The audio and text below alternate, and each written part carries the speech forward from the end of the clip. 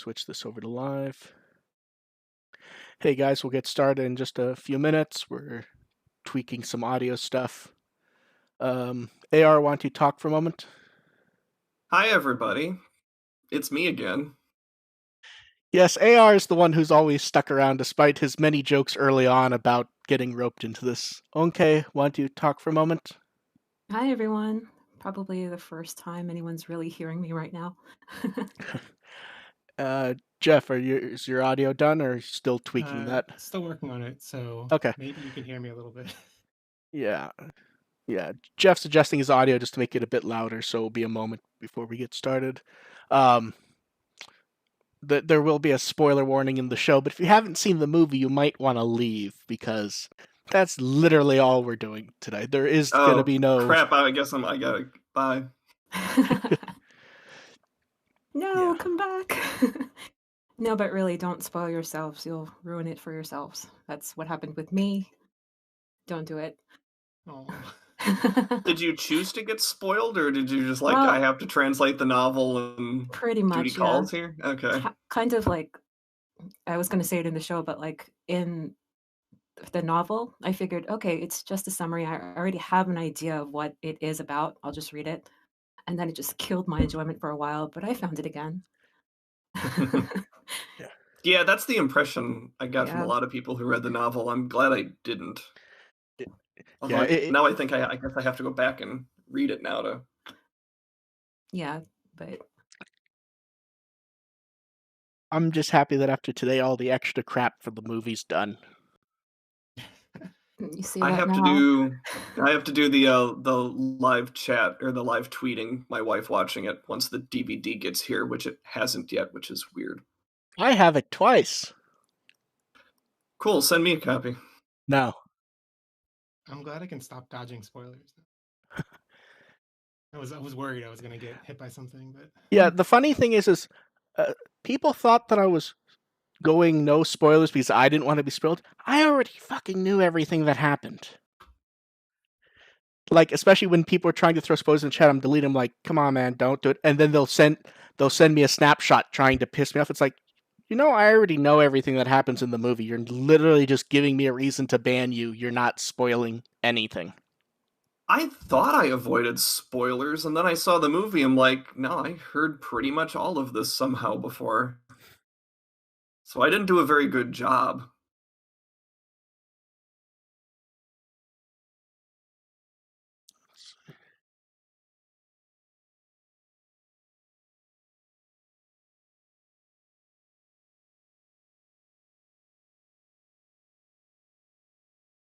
Ironically, had Jeff not shown up, the actual little slot blocker was right over his face. That's how much faith you had in Jeff, huh? No, it's just I've never removed it from when May was on the show. Oh, that's the default third position, so yeah, in case May drops out all of a sudden. Yeah. Oh, and he's gone. And he's back. Yeah, it's just coincidentally still there. I just never removed it. Yeah, we'll get started in just a minute or two.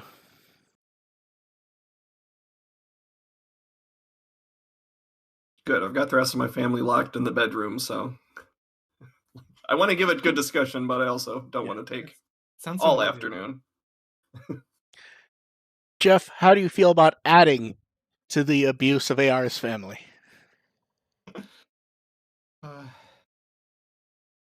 I'm not complicit in this. I didn't sign on to abuse his family.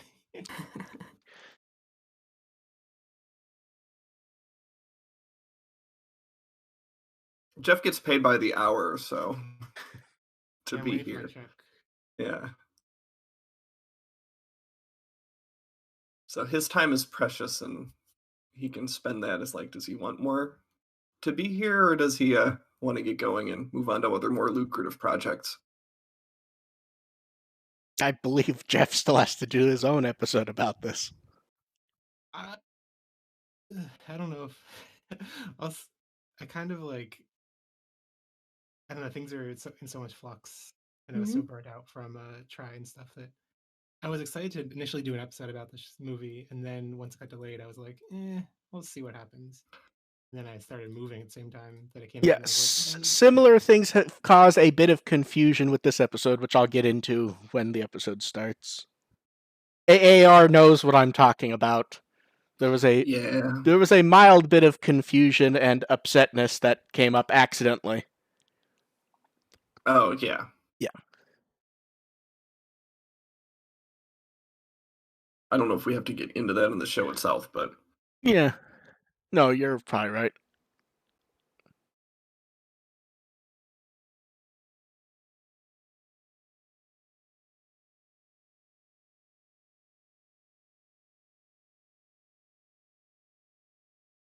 feel like we need to keep talking to entertain everyone who's listening. Yeah, right? that Everyone yeah. in the chat. But the problem is, I don't want. The problem is the obviously talk about the movie and that the show. Right. how about them sports? How about them sports? Nothing good sports happening right now other than the Packers. Packers are 4-0. That's good. I like seeing people get upset about the Lakers.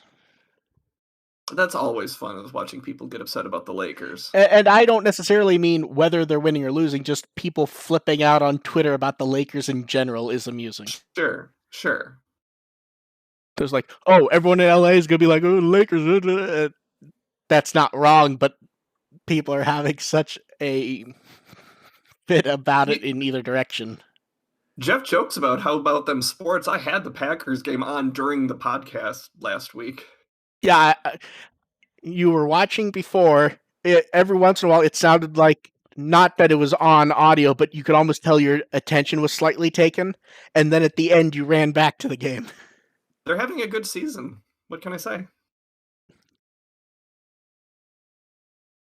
see. And then we also have an episode on Monday. Wait, can everyone hear me? I can hear you. We can hear you. Yeah. Okay, I'm about to boost it, so tell me. Still, is this too loud? Nah, not even close to their audio levels, to be honest. Okay, what about now? Keep going. 200% now. Go to 250, I think. Okay, here's 250. Yeah, it's much better. Better. That's still a hair low under them, but I think that's high enough that it should be fine. But if you can go to even 320, that might be better. Go try 350. 350. Okay, what about now? Oh, much better, I think. All right. AR, try talking a bit. Okay. Talking. Jeff, talk. I refuse to talk. I'm not going to talk on this podcast once. Try 370. Okay, 370. Okay, I think that's much better. Yeah, that's good. Yeah, that is. Yeah. Okay. Great. Okay, so you guys ready? Sure. Yeah, I guess so. Okay, let me turn off my mic and cough.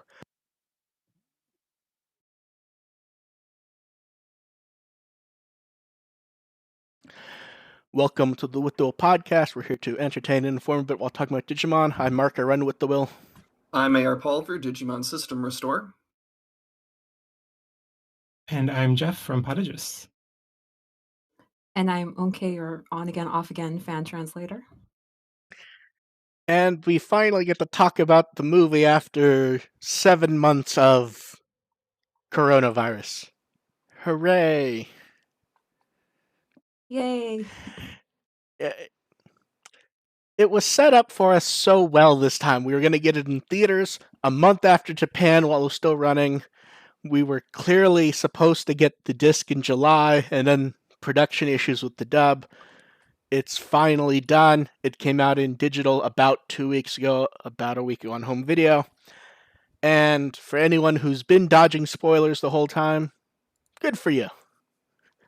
I'm amazed if you managed to get through this far without getting spoiled by anything. I salute you. Yeah, I didn't make it that long. Yeah, I tried. Yeah, I feel like before we say anything, we should probably go ahead and say, if you haven't seen the movie, turn us off and come listen later, because it's just talking about the movie and we're not spoiler warning anything past this. So go watch the movie first if you really have avoided the spoilers.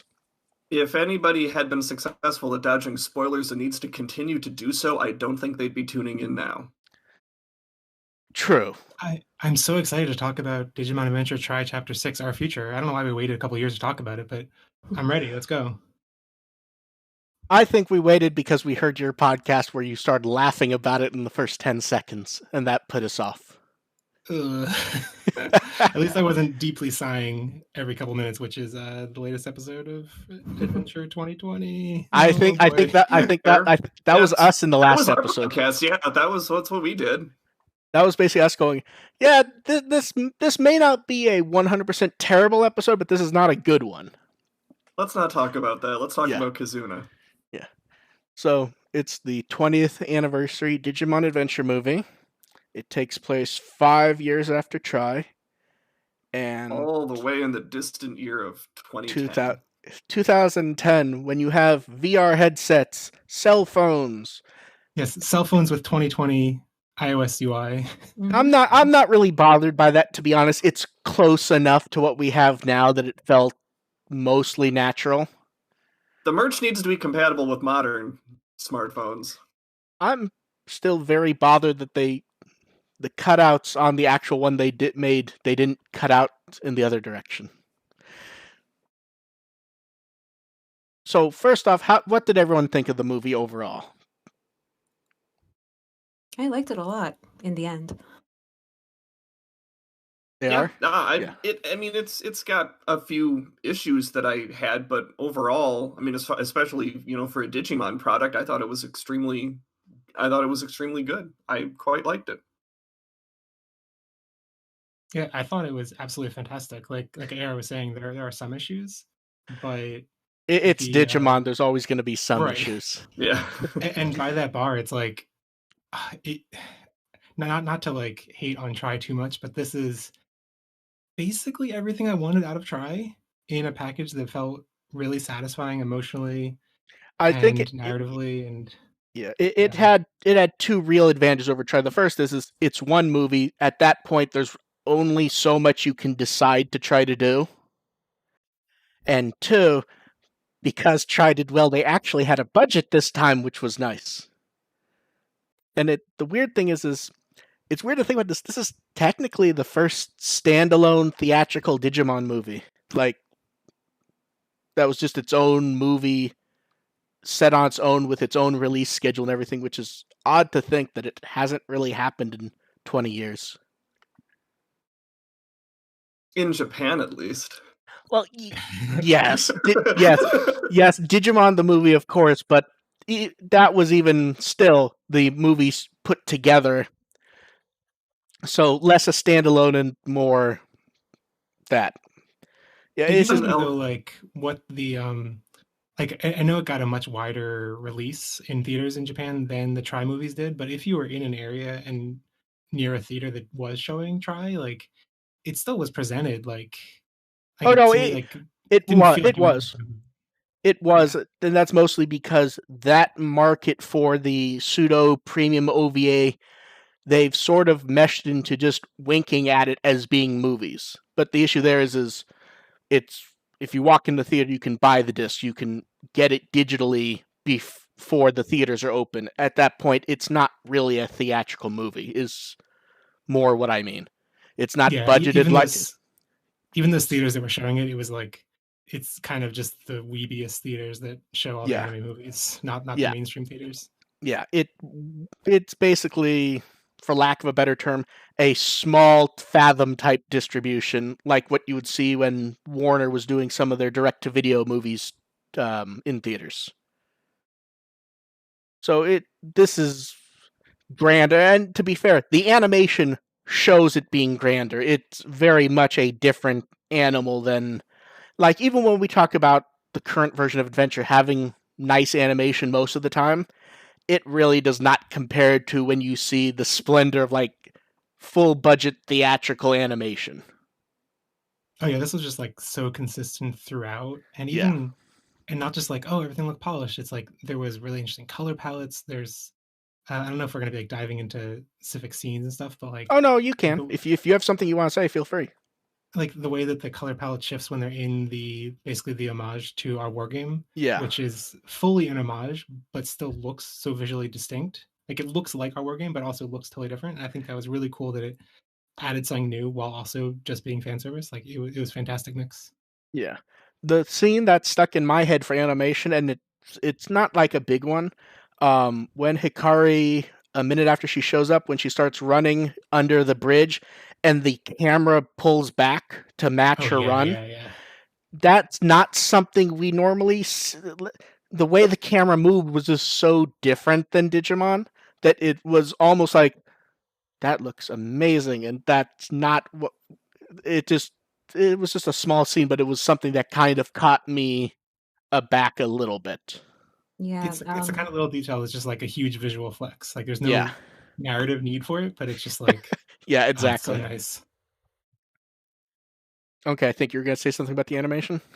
Oh no, since you Okay. specifically pointed out that scene, just thinking about the audio commentary, they were saying how they worked really, really hard on that scene. It was just so much trouble for them to get it to look right Oh, with her running under the bridge. oh, awesome! Was completely unaware that that was one that Yeah. was actually like pointed out. Hmm. Okay, But that because the fact is they actually went through the trouble. yeah, Like and other editions, they might they just, forget it. It's not worth the time. yeah. Oh, and here's the thing: it probably wasn't worth the time because it's not an important moment in the film in any way. It just was something that made me go, "Damn." Um,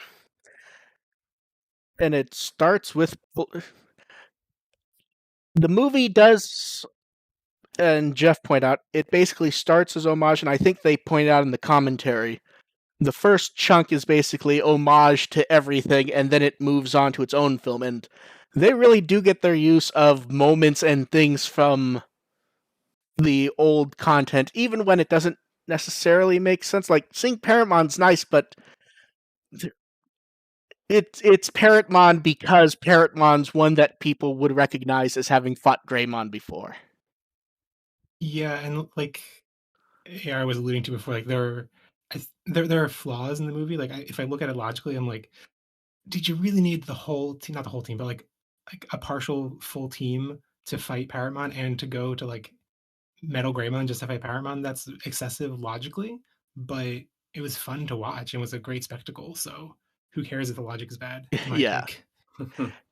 That generally sums up a lot of the movie. Is who cares if the logic was bad? Yeah. Pretty much. Actually, speaking of Metal Greymon, I did not like that evolution scene. Yeah, it wasn't the best. But... Here's why. Here's the animation was fine. Here's the problem though. They spent so much effort to make it like the old one that since it's not CGI, it just looks wrong. So it's the weird thing where they're recreating the scene in 2D and matching it as close as they can without the CGI, and it just made me go, the animation's too far off for the usage of it to work for me, at least, in that scene. It's kind of like the Uncanny Valley. Like it's similar enough that Yes. it just looks off. And yeah. I see you there, but like also like I think anything they could have done that looked good and looked similar would have had that effect, because if it looked as bad as back then, we would complain, and if it looked as good as now, like while still aping that style, yeah, I don't know. Yeah, you're not wrong. Yeah. So we start off with the battle, and it ends, and then it jumps into Taichi and Yamato at school. And I kind of like that that's it. It's not quite because Butterfly is playing, but it just kind of shows them going through their day after running off, and it works. Although I'm not sure Butterfly worked, though, to be honest, as much as I liked hearing it, because they had already played Braveheart, the movie had already been running for a bit. I almost wonder if maybe you should have gone with Butterfly like an instrumental of Butterfly instead of Bolero at the beginning, because it felt a bit off there to me, at least. It works okay for the context of the song Butterfly. Like there's still an element of wanting to get away from this, because one of the big things early on in the opening is the idea that Taichi and Yamato, they're far more in their element when they're in this extreme adventure fighting Parrotmon and, mixing it up in that. And then when they get into mundane regular life, that's where they feel more uncomfortable. Yeah. So having Butterfly in that does kind of set the tone for what Taichi and Yamato are facing right now. No, it does. And then we get to see, with the slow-paced music, their methodical, normal lives past school, where Taichi's working at a pachinko parlor, and Yamato was mostly just walking around and pining over not doing music anymore, which was an interesting take for him. This sequence and like where it, when we see Taichi in his apartment, just like getting out a beer and with his like I assume kombini dinner, and then like crawling over to look at the Digivice, like that was really the moment where I was like, oh man, this is like it's not just this one visual spectacle. It's like even in these small moments, if the execution is so great that it really, I knew it was in for a treat at that point. Yeah. And then it sort of, after that, we sort of start jumping into the plot, where they're then at Koshiro's office, which is it's both smaller and bigger than the one he had in Tri, because his own personal office is smaller, but it's his company and big office. Is that it wasn't that after the bar scene? I think the bar scene is interesting as well. You're correct. The movie flows very well. Like, even writing stuff down, I was getting stuff out of order because the flow lets certain things move around, but you're correct.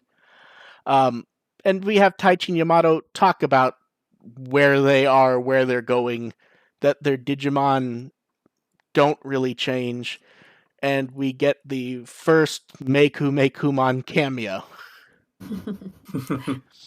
which their actresses were put in the movie because there's not really a speaking role for Meiko or Meikumon in the movie. So we get woman from behind who looks mysteriously like Meiko, and we get her friend who has slightly reddish puffy hair and a striped shirt, who's voiced by Meikumon.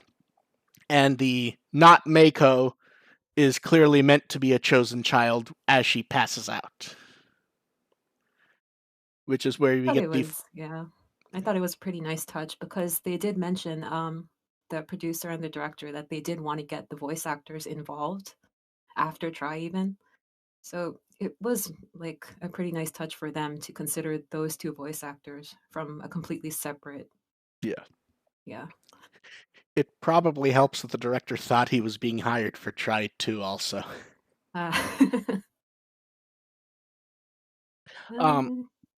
Sorry, what was that? No, go ahead. Oh, I was gonna move on to Koshiro's office, where we get the call from Miyako, where I don't know if that's perfectly in character for her or a bit more off character. The way it worked very well regardless, that phone call, and Hawkmon just wanting to be involved and no consideration being paid to that. Yeah, no, that scene worked fine for me. I thought that was good Miyako action, and she's never afraid to, to escalate to the next level.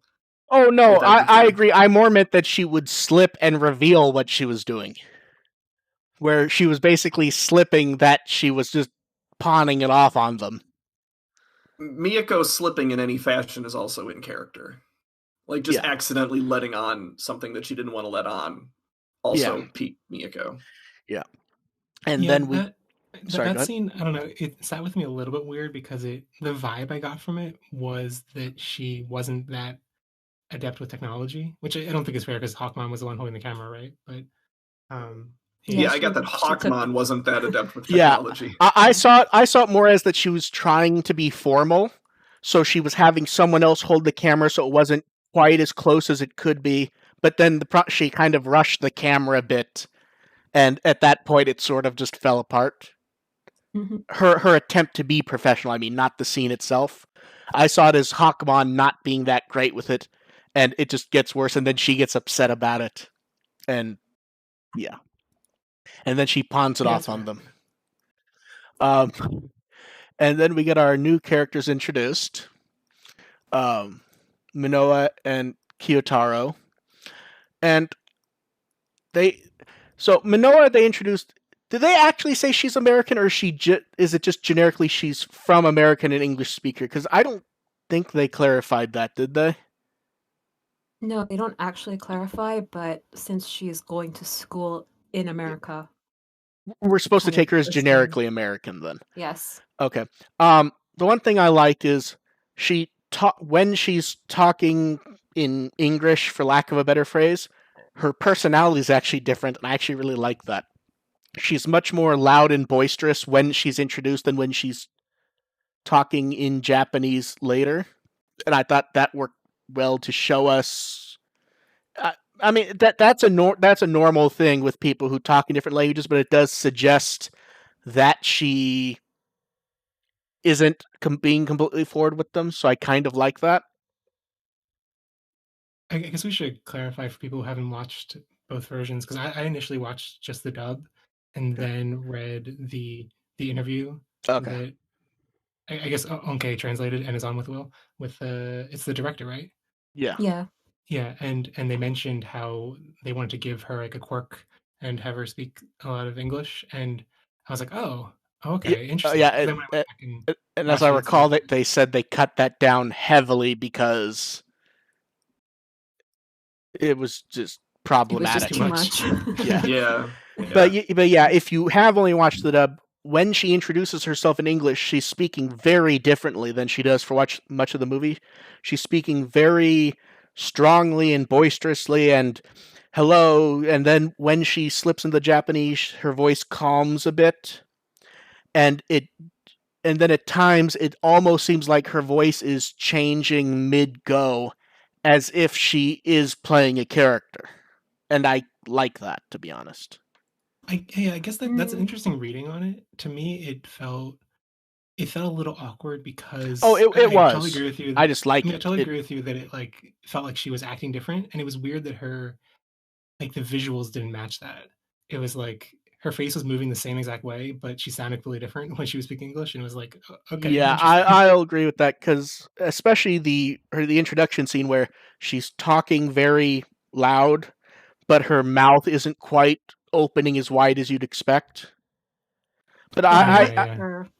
Well, and another part of that is that the English is more flourish and the Japanese is more let's get down to business and actually explain what's happening. Yeah.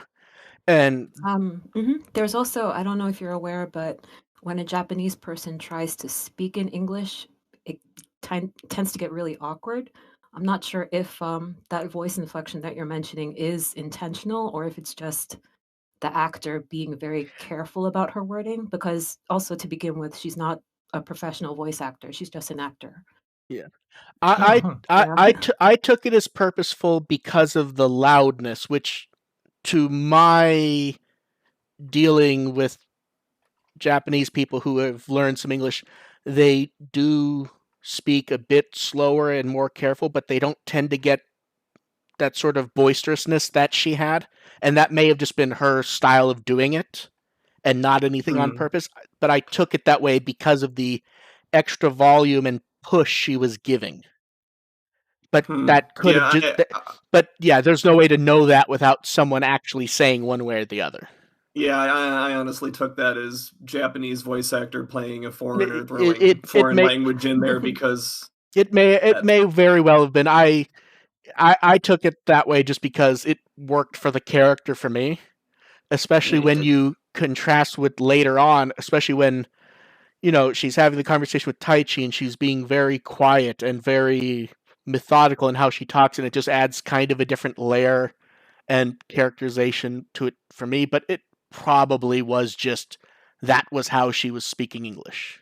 Yeah, it just didn't sound all that different from typical portrayals of foreigners in anime. No, that's possible. But yeah, I don't. Especially after reading that interview, I was like, oh, this feels like it's more of like a fun flourish or a fun quirk. And to me, that worked a lot better later on when she's like, when they're in the dramatic final battle and she says like, nonsense. And yeah. Oh shoot. Yeah. Yeah, that's quite possible. And we get the explanation of Eosmon, sort of, and then they jump into the Hosoda net. And coincidentally, Which I really liked how they had the I don't know if it's explicitly a reference to Summer Wars in Oz, but the fact that there were the flying fishes. The fish felt like a Summer Wars. Although weren't there fish in the network in Atmon as well? there have been there were fish in Atmon, and the fish in here definitely felt like Summer Wars. I agree with Jeff on that. I think there may have even been a couple fish visuals in Diablomon. No, I think there were horses. Because I actually just watched that movie yesterday. Okay. Yeah, I remembered some sort of animals. Horses and carousels. Okay. Oh. Yeah. Okay. Yeah. And the characters who go in are coincidentally the ones who are associated with Wargame, which then that goes back to it being a homage. I don't know. I still like how you have Taichi holding Agumon, Yamato holding Gabumon, Patamon's just sitting on Taku's head, and Tentomon is carrying Koshiro, even though there doesn't appear to be any reason for that to happen here other than that we all like to see it. And we get that nice... a great moment in the reboot, so sure. Yeah.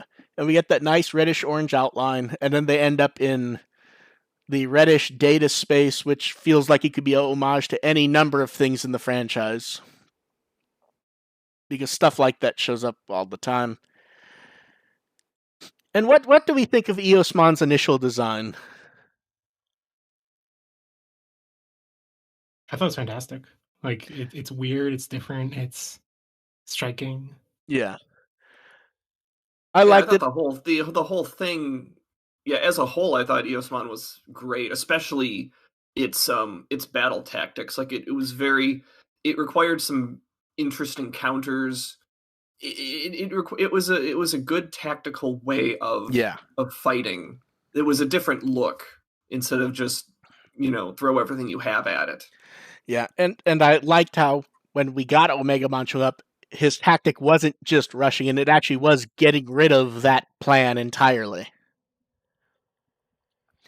And can we get a proper evolution scene for Omegamon somewhere, please? It's been 20 years. I'd like just some sort of fancy evolution scene. I don't care if it's here or in the I don't care if it's in the show, if it's in a future movie. I would just like it to not be... Wargame did it really neat with the egg, and that's that version's proper scene. Since then, they've all been the sort of pseudo flash, spinny lights. I'd like an actual scene of some sort. Just go and watch Gundam Build Fighters and any episode where they build a Gunpla. There you go. Jeff, you're not allowed to make that reference. That's my reference. People get tired of me making that reference, in fact. I was gonna say it's gonna show up in the reboot like 20 more times, so you'll probably get what you want in one of those. No, they're gonna keep doing the fucking egg. Oh man. Yeah. And as the fight goes well, at the end we get the timer popping up, they split apart, and then we sort of get into what the real crux of the movie is, which is no more partnership, and your Digimon dissolves into nothingness. When you said timer, I started getting flashbacks to Adventure 2020. And thankfully, it's a different timer. I have to stop myself now from going doink, doink, doink over and over again. Digimon loves a good countdown timer. To be fair, it works so well, and it's so low effort to actually make drama work. Yeah, but back to this timer. This timer looked really great. It was a great visual. Very evocative. It felt like they were trying to do an analog clock. Yeah. It feels more ominous in a way than the typical countdown timer. Well, because here's the thing, you can't get away from it because you can look away from the timer here. The Digivice is something connected to them and their partner. They can't escape it, and it's just always hanging over it. It also helps that you can be super vague about how long the timer's actually for. Well, it appears to be roughly a day, I think. On the note of the timer and like it appearing in multiple places, this was one thing that I totally accepted on rewatch, but like the fact that they have I guess Koshiro has like integrated their Digivices into their Yeah. smartphones off screen without any mention was a little awkward. Yeah, that was something I had actually been thinking of when to bring up, and so makes it easier with Jeff bringing up. And it's a narrative cheat that sort of comes up in movies a lot. Will mention something in background information that doesn't get mentioned in the movie, even though it's kind of important. And if they just had Digivices that were smartphones, it kind of would have been interesting. You could have kind of waved it off as just another upgrade because that's happened. With them still having the old ones, some mention of it would have been nice because otherwise it's kind of a cheat to just have them and they just work and everything. I kind of disagree with you there because for this movie, like there are some stuff where it's not explicit. You kind of have to look at it visually and see all the little details and kind of come up with that conclusion yourself. They don't really like just tell you straight out this and this and this and this. So like for that moment when Taichi is turning his smartphone off, you see the Koshida's company name on that. So kind of have to lead to that conclusion. Yeah, I don't disagree with you. It just, especially in the sense of them turning them off to hide to a degree, it felt like some mention of why they exist would have helped. And part of that is based on Jeff saying the stuff doubling up in that they're clearly not cobbled together works in lieu of them. They are proper new Digivices. But you are correct in that they do show you if you're paying attention. I mean, to me, it struck me as weird as soon as like I think it's in the fight with Paramon when the Digivolution sequence to Greymon happens and you get the Digivice loading the bars out of the Digivice, but it's a smartphone. And even at that point, I was like, I think What it's is weird. this? It's weird. Yeah, it's weird to like give that such visual importance and then not ever mention it in the narrative. Like, yeah, I guess I like what Onkei's saying. Like, you can piece together like how it came about, but like it'd be nice if they just made like a passing reference to like, oh, I've only had this new one for like 2 weeks and we're still testing it out or something. They spent the time they spent the time on the goggles, which never really came into play after the opening scene. No, and which based on behind the scenes information, they only even put in the movie because he had designed them. They didn't really want to use them. But you know, in Try 2, Chekhov's goggles are going to come back. You never know. To be fair, those showed up a lot, though. And we got an explanation of them being made and everything.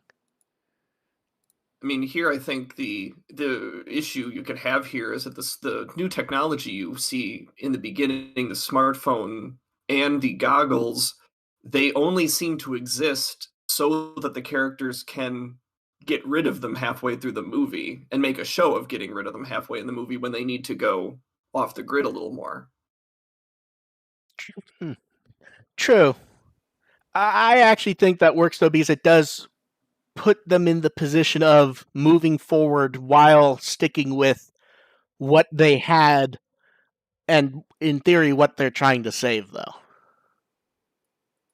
It's a little weird with us seeing how much Koshiro is able to the fact he's able to clone a Digivice or make a, I don't know, like a remote Digivice on the phone or whatever. It's a little weird that they kind of imply later that the D3s still have special power to open gates that the other kids can't do. That's actually clarified in more extended material. The O2 kids still call theirs D3s. Right, but it's weird that. No. I mean their phones. They're still calling D3s. Oh no, I know. I just mean I would expect with Koshiro's level of kind of hacking the Digivice technology that he would be able to standardize those all features. Of their phones. Yeah, that's a good point. Do we know that they haven't, though?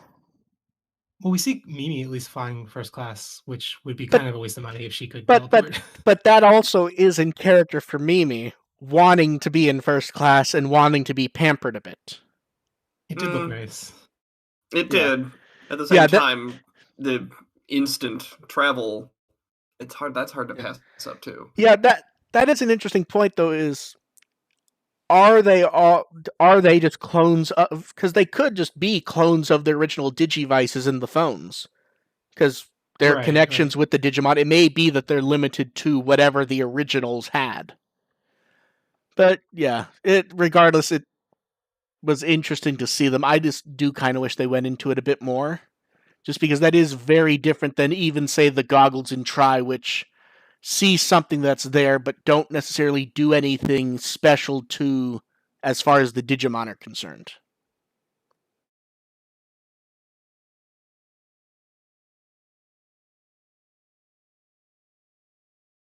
Everyone still there? Yep. Yeah, we're waiting for you to move on. That felt like a good place to segue. Yeah. My segues normally involve me saying I'm segueing. So segue already. Yeah. Wait, Mark, do you have a specific part to talk about the do you have a specific part you're planning to talk about the 02 audio drama? This might be a good place to talk about it, so yeah. Did you not read it, AR? Oh no, I read it. I thought we were gonna get to that at the end. Okay, we can do it at the end. Oh no, yeah, we can do that at the end.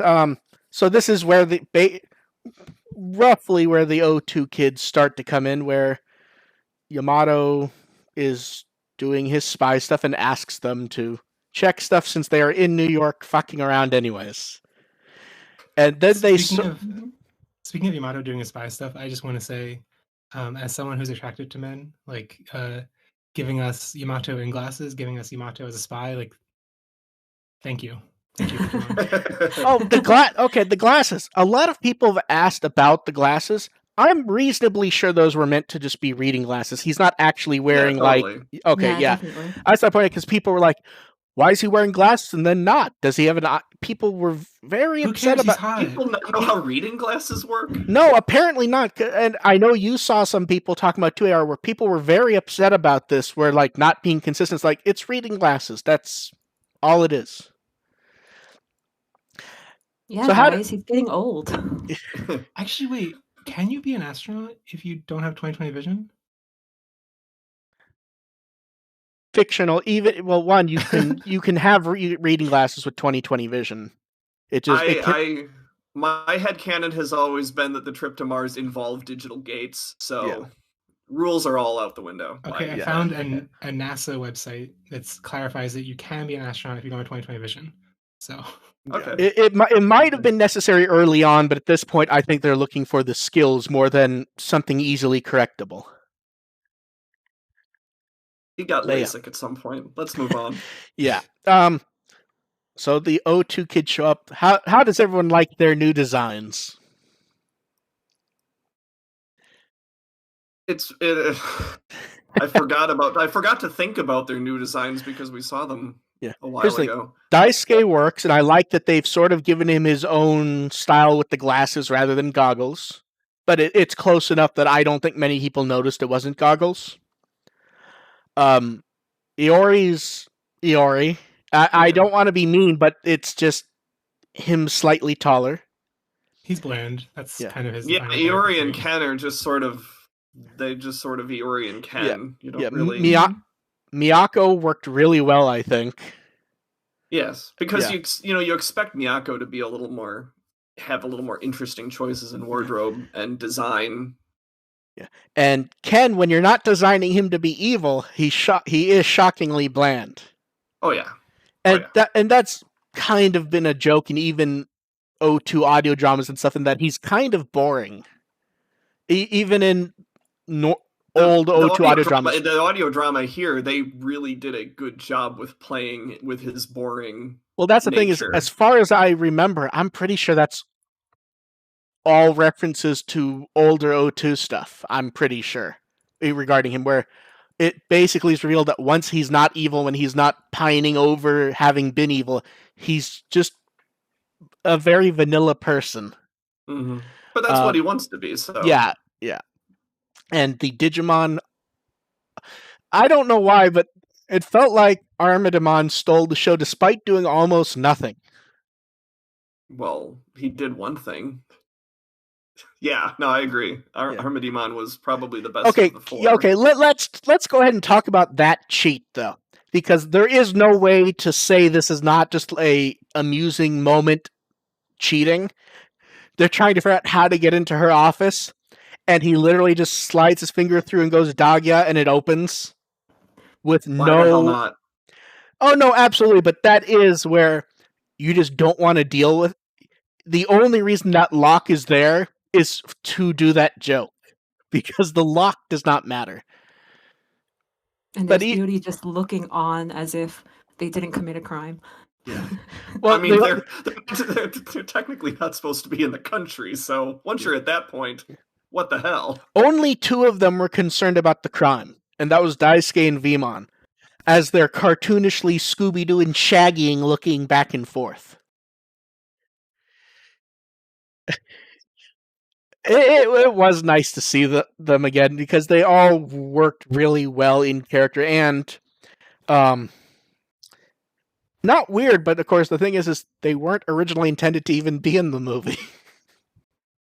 Yeah, I was really surprised by that. Yeah. Well, I expect what it was some of these parts were going to be played by the Adventure kids who didn't really have a role to play, and at some point because you're not going to get 24 characters working in a movie. You're just not going to. You could see that potentially. At the same time, they provided a very little bit of information in the end. Yeah. Like, you really did not need that at all. I'm glad we got it. It was nice to see them. They were fun to have. Not really, I mean, they didn't really contribute much until, I mean, you see them at the end fighting the Eosmon. They could have done that anyway and still had a pretty minimal role in the movie. Yeah.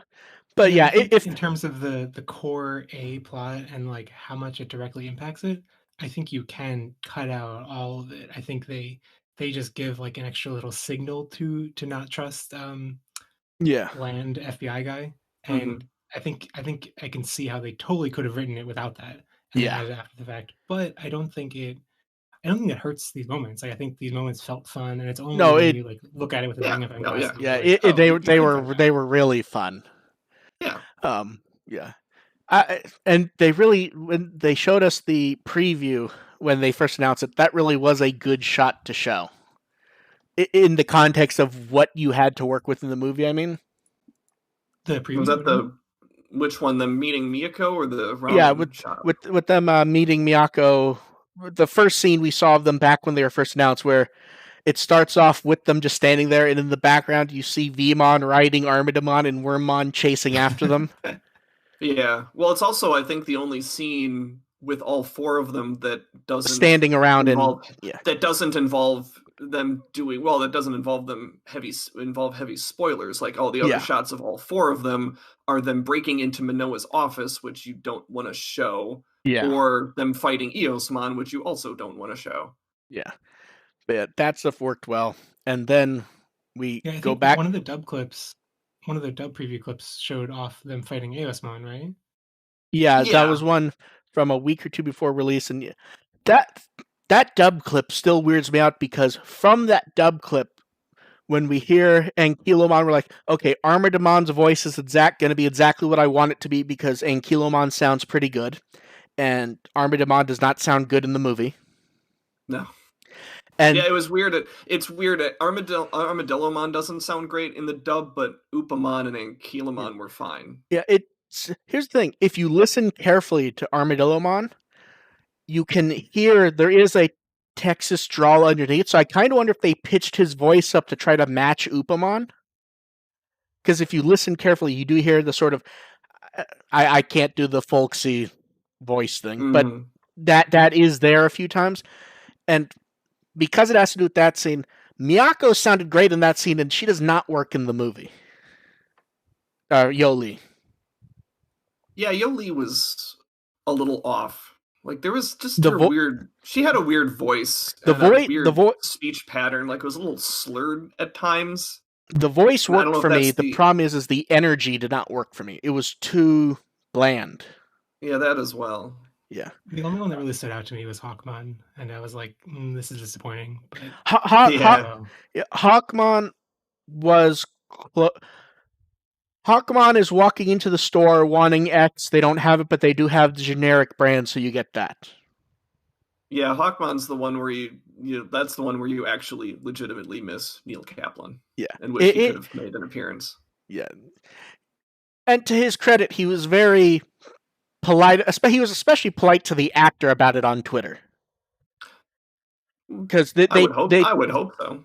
They chatted a bit on Twitter, and he was being very polite and magnanimous about it. Oh, you'll be great. It's in good hands. And the actor going, and next time, hopefully, when there's proper scheduling, you'll be Hawkmon again, and blah blah blah blah blah. And it was all very polite, and yeah. But that also speaks to how solid a job the new voice of Davis was. It was different, but it was. Davis was fine. I didn't really. Yeah, it was fine. I didn't. Yeah. I didn't mind that at all. Davis, you missed because Brian Donovan's such a unique voice. Mm-hmm. And I thought I would miss it more because I figured Nimoy was writing specifically for Brian Donovan. Yeah, but Davis worked well, to be honest. And that was the one that I honestly thought was going to crash and burn, and it was fine. It probably helps that Davis doesn't talk all that much, to be honest. Yeah. Yeah. Now, Jeff, you watched the dub. Okay, have you watched the dub yet? Yes, I have. Yeah. What does everyone think of the new Matt? I mean, he's better than the old one by default. Yeah, Roy actually to complain about new Matt. Yeah. That's what it comes down to. Roy's voice was actually interesting to me because it's a unique voice, but it does sound like he's trying to go off of season 1 Matt a bit. Yeah, I thought as far as tone and cadence went, it felt like it was meant to be original Matt. But the voice was unique and it worked well enough, and he emotes enough to make it work really well, to be honest. Mm-hmm. You get used to it pretty fast. Yeah. Yep. And that's the one where... Go ahead. I was going to say, it's been a couple of years since I've seen Adventure 02 dubbed, aside from, I guess, the Try movies, but it was similar enough that it didn't really... Yeah, it being very different. Yeah, it worked well. Trying to think anything else to go over as far as the dub goes before we move on from that. Hearing Wormmon and Stingmon was great though. That and a bit of Vmon, and I know AR generally thinks the same thing. I could not get into Gabumon's voice. Yeah, Gabumon was off. I've seen too many other Kurt Thornton characters, and I keep hearing all the other Kurt Thornton characters when I hear Gabumon in this. Yeah, he to be fair, he was off in Try, but this felt way more off to me. Yeah, I kept hearing Orbot. Yeah, this dub is generally the dub's very good, but it's definitely carried by Joshua Seth and Tom Fon, though, who both kind of turned it up to 11. Yeah, I think it's a really hard task to redub all of these iconic and distinct voices that all sound weird and different, and to match them exactly. So I don't think it ever will be 100% possible, and I think they did the best they could, especially in the middle of COVID. No, yeah, you're right. And the weird thing is the one that I honestly thought people were going to be the most upset about and ended up not, just because she doesn't really say enough to get mad about, is Mimi. Yeah, I noticed Mimi was, in the few lines she had, it's like, oh, is that a different actress? I forgot that Felice wasn't back for this, and I noticed it, but yeah, Mimi is so not in this movie that it just doesn't matter that much. I think she has 2 lines. She has so little lines. She has more than that, but it's still she has 4 maybe. Okay, yeah. And Joe was Joe. Yeah, well, Joe was back from Try, so. Yeah. And he had even less lines than Mimi. Yeah. But we did get a full commentary out of him, which is both odd and amusing. Yeah, so we have the O2 kids breaking into the office. And Armidamon is apparently very amused by was it a drawing or was it a print? It looked like a print. Yeah. And they don't trust. It makes them not trust. See, I'm trying to think. Based on what they said, it sounded more like they didn't trust her, if I'm remembering correctly. Were they sort of... No, they didn't trust the assistant. because there's like a whole bunch of stuff on Manoa's side. She's researching, it's all legit. But and who then his was- system is Who was it that said though that it didn't quite make sense that she was having the wool pulled over her eyes by something so obvious though? Someone said something about that. Yeah, I just don't someone remember said who. that they were surprised that Manoa might would have been be letting Miyako? Kyotaro. Yeah, possibly. Yeah, there was some mention that was basically pointing out this doesn't quite make sense when. Yeah. Yeah. Yeah. Yeah, they did, but I don't think they really had an idea further than that Okay. at that time. Yeah. And is that around when the kidnapping starts? Just about. But Yeah. going back to the investigation, one point that I really enjoyed was that all of the investigation work that the 02 kids, that Yamato's doing, that Koshiro's doing, Taichi having Genai just popping into his room, kind of a cheat, but it's nice that it's a nice picture of how all of the Chosen operate away from actual battle. That they're doing all this sleuthing. It feels like this is something that they're used to doing. Maybe not on this level of crisis, but they're not strangers to this activity, and this is more of them in their element as opposed to mundane real world stuff. Yeah. And speaking of Genai, I thought using him to explain the partner breakup actually worked really well, especially in the context of why wouldn't this have come up before. His explanation actually works really well to deal with that. Oh yeah. It was lazy, but we needed something like that just to have an official source confirm it. And him basically pointing out it's sort of like talking about death. People don't generally do it unless they have to. And it worked well enough. And it was nice to see him after him having been a shadow in a tube for a while.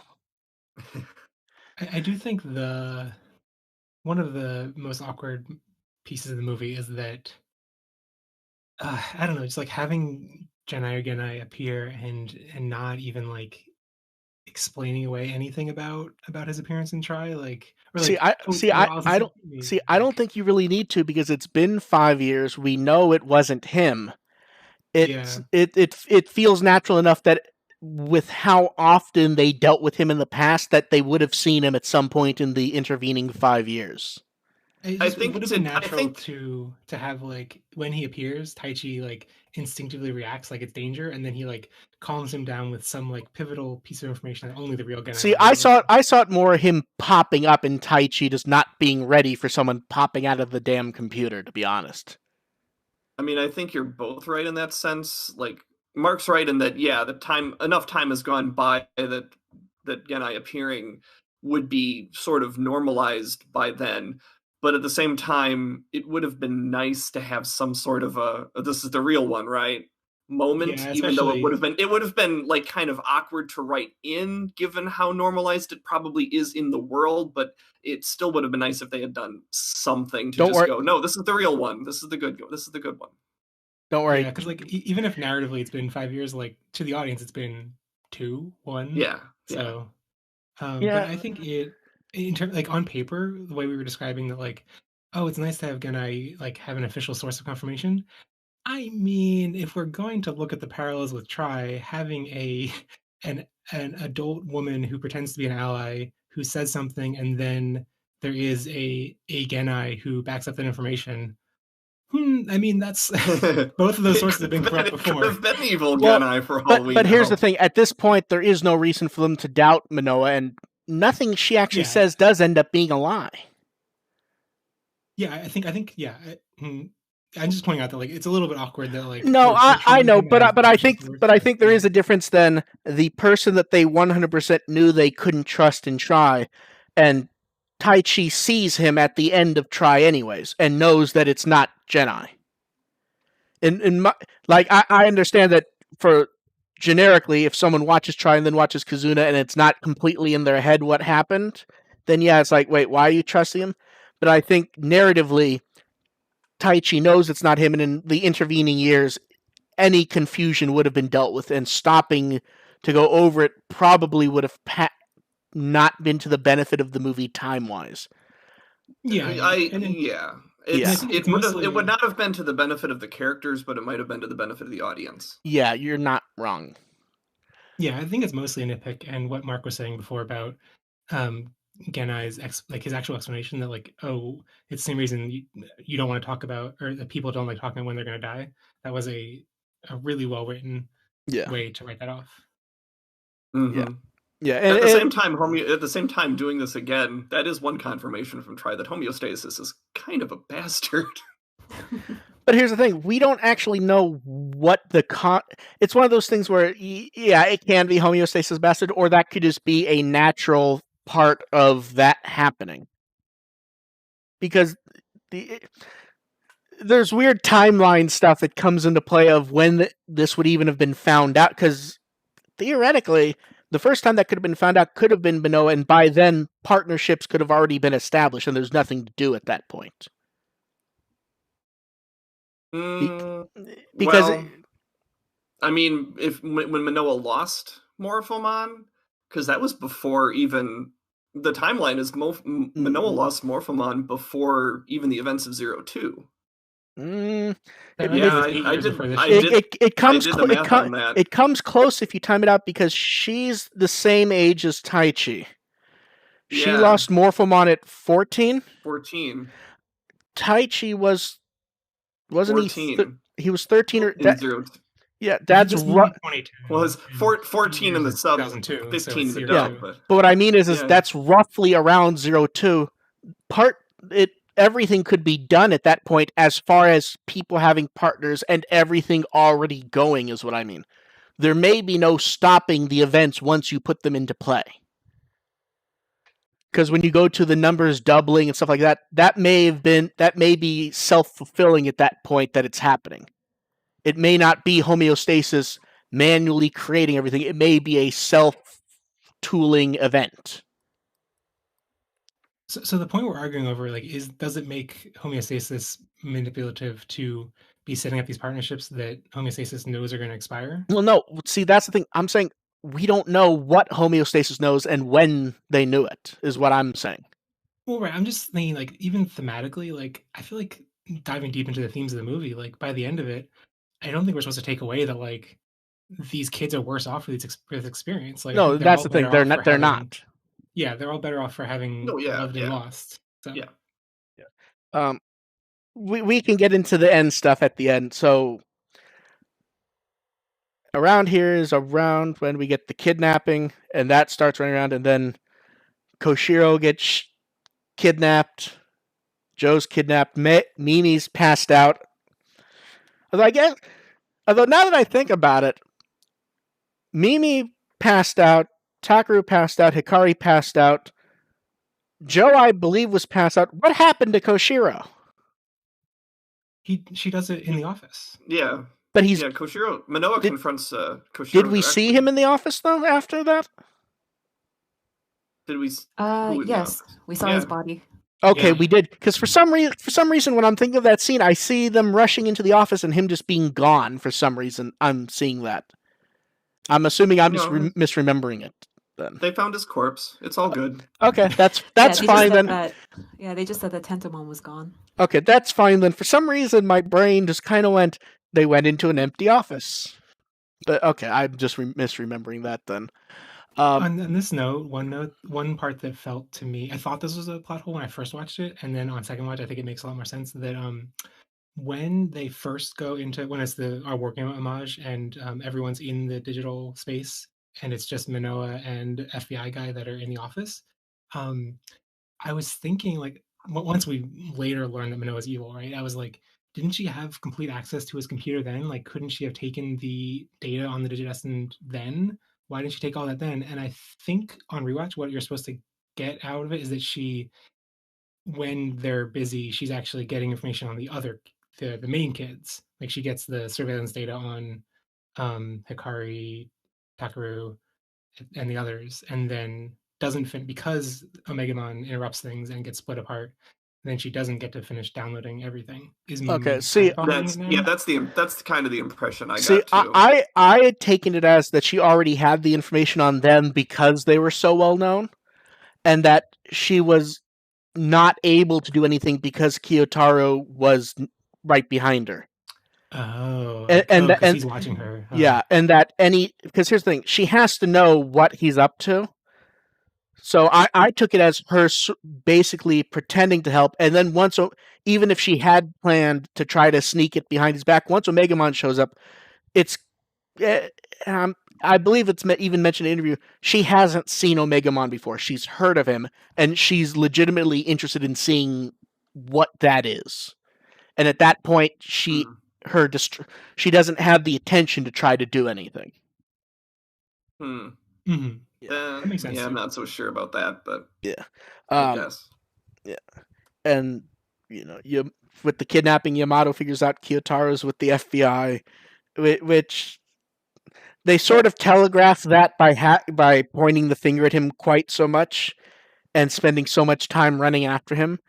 But it worked well enough. Kiyotaro sitting there with the gun was a bit much for me, as far as where even he's like, "Ah, yes, you found my evil plot." Where like he's kind of mocking him when in the room behind him his brother's knocked the fuck out. That may not be the time. That may not be the time to fuck with the guy. You know what I mean? A weird moment of so it's been like a week since I first watched it, right? When it first came out, and when I rewatched it this morning, I thought I could have sworn there was a moment where Yamato actually had a gun himself, but I realized I was just conflating Kyotaro and I think also the Matt-like character in Sarazanmai who gets a gun at one point. Yeah. Yamato is. I kept waiting for I was like, when does Yamato get the gun? Oh wait, it doesn't actually happen. But yeah, and then Yamato and Taichi go to the digital world to stop everything, and they see the Neverland or the Neverworld in the dub. Yeah, I don't love that change, but it's fine. I actually like the change for one reason. The reference is good. I feel like maybe it's too on the nose. Like, especially when she starts talking about not growing up, stay a child. Neverland might make it just a bit much for me. I understand the reference and it makes perfect sense. I just didn't mind not having it. But I also understand why a lot of people might be disappointed that's not there. I just thought it was maybe a bit much. I mean, it keeps it simple. I think on the nose isn't the worst thing to be right there. It's sort of it's a shorthand for this is what's going on here. Yeah. No, yeah. On the note of dub changes, there was one tiny little dub change earlier when Manoa is confronting Koshiro or Izzy, and it was that in the dub she says that I forget exactly how it's set up, but basically like that the Digidestin that she's made unconscious, they asked her to, and I don't believe Japanese, it was the connotation in both is she believes that they want to be. Right. I think that's a lot clearer with the way they translated. Like in Japanese, she's just using the word nozomu, so it's just like wishing, like a personal wish, and she's interpreting the wish. But I thought when I first watched the dub, I thought she was just like blatantly lying and was saying they directly asked. Well, that's the thing is I think she's lying to herself. Yeah, about totally. What everyone wants. It's just a matter of like how evil is she? Like, is she so evil that she's going to like gaslight Koshiro, or is she? I don't think she's evil. I think she's crazy. I think that in this case, like, here's the thing: if you go to try with Maki, Maki's doing everything for herself. There's nothing she's doing that is meant to be for anyone except for her. Mm-hmm. She's being evil and ruining stuff specifically because she wants her friend back. Manoa, as far as she's concerned, her friend's gone. Everything she's doing is for other people. Wrong or not, I don't quite take her as being evil because in her mind, she's helping. She's not actively harming anyone as far as she's aware. Yeah, I totally think by the end of the movie, I think that's totally we're supposed to think that she's trying to help people. Her barometer on what people actually want is totally off. Yeah. But it's just the way the dub delivered that line.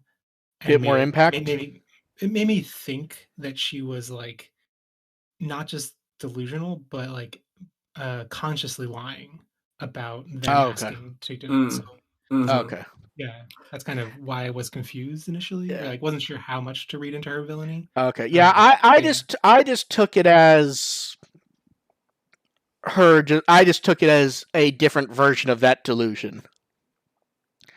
I do wish we had more on the process of how Eosmon works, because I don't really like the idea that Eosmon can take someone who is completely unwilling to go. Like, I'm not saying that they necessarily are wishing for this, but I would like it if there was like a small part of them, as we saw with the Mako character in the bar, that was like, I really don't want to move on, and that would be enough to let Eosmon in. Like, Yeah, even like if if it it was only something happened in a moment of temptation. as small as that would be enough for Eosmon to take their consciousness, and enough for Manoa to convince that they actually wanted this. Well, I think that would be important to have, and I wish they had shown that a little bit I more. think functionally you have that built into every character degree, because every one of them is perfectly happy with their Digimon partner around and doesn't want them to leave. So there is the argument that there's at least that little sliver in all of them that they would do whatever they have to make that happen. And that's subverted by Taichi and Yamato, who they 100% do want their partners forever, but they will also give them up faster if it means doing what's right. And also they're a little more exposed to the reality of what Neverland actually is, which makes it easier for them to resist the call.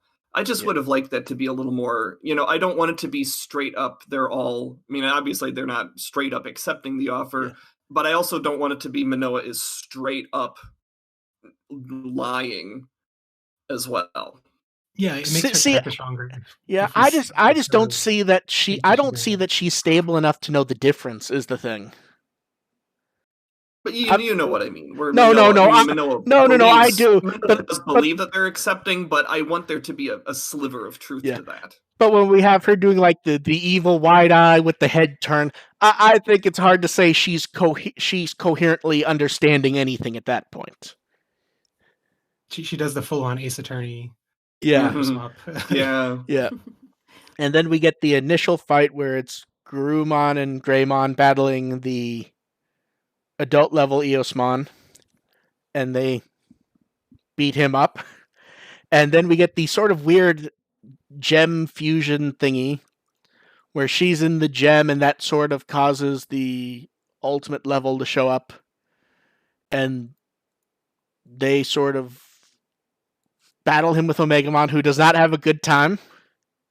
Oh, one note about the design of Neverland, which I thought was fantastic, was how when it zooms out and it is a butterfly with the reflection in the water.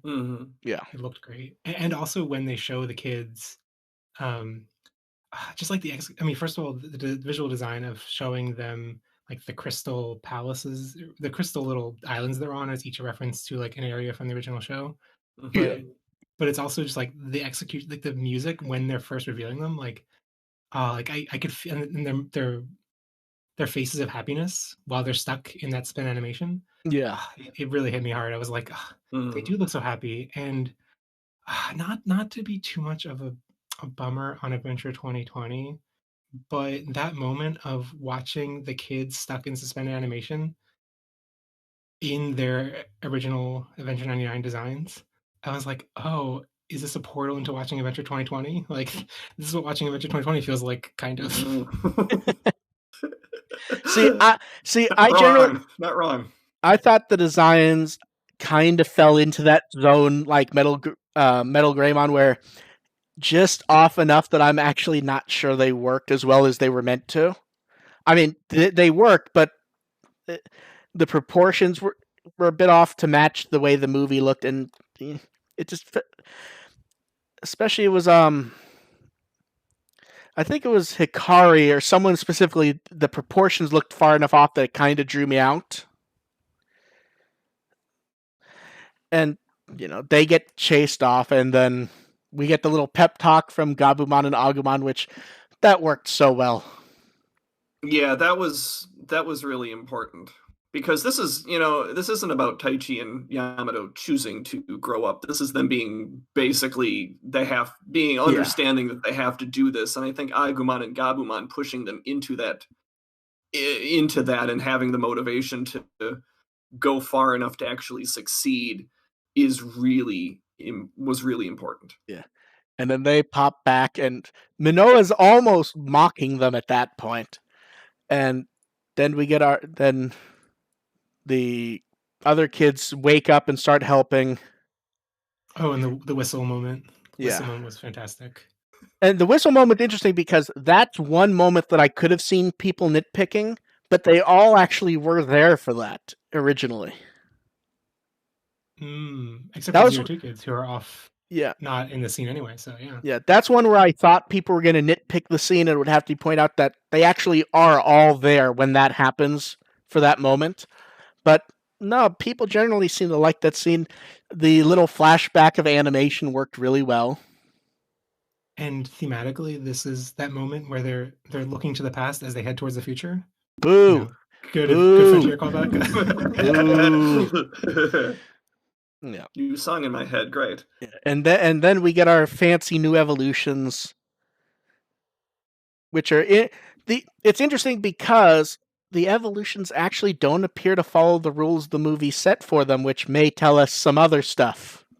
Because one thing the movie makes clear is if they evolve and if they fight, parts of the countdown timer just break away. And we see that when they evolve to Greymon and Garurumon. We see that we see a bunch vanish when they evolve to Omegamon.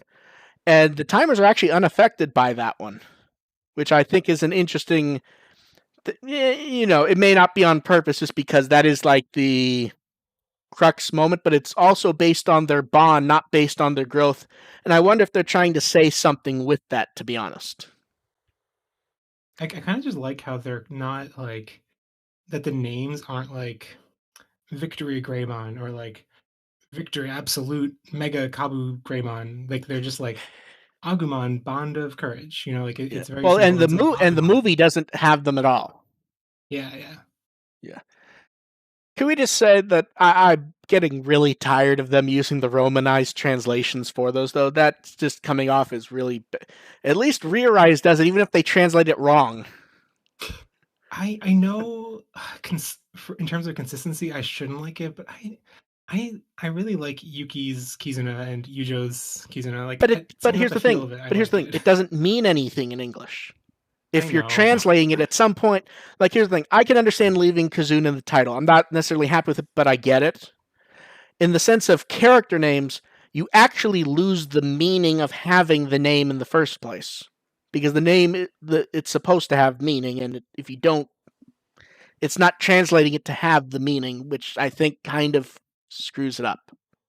Yeah. How does Rearise mess it up? Rearise is, as far as I know, it's the first time they actually translate it, and they do Bond of Bravery. And now here's the thing: Bravery does come up for that crest a bit, but the crest is always itself called Courage.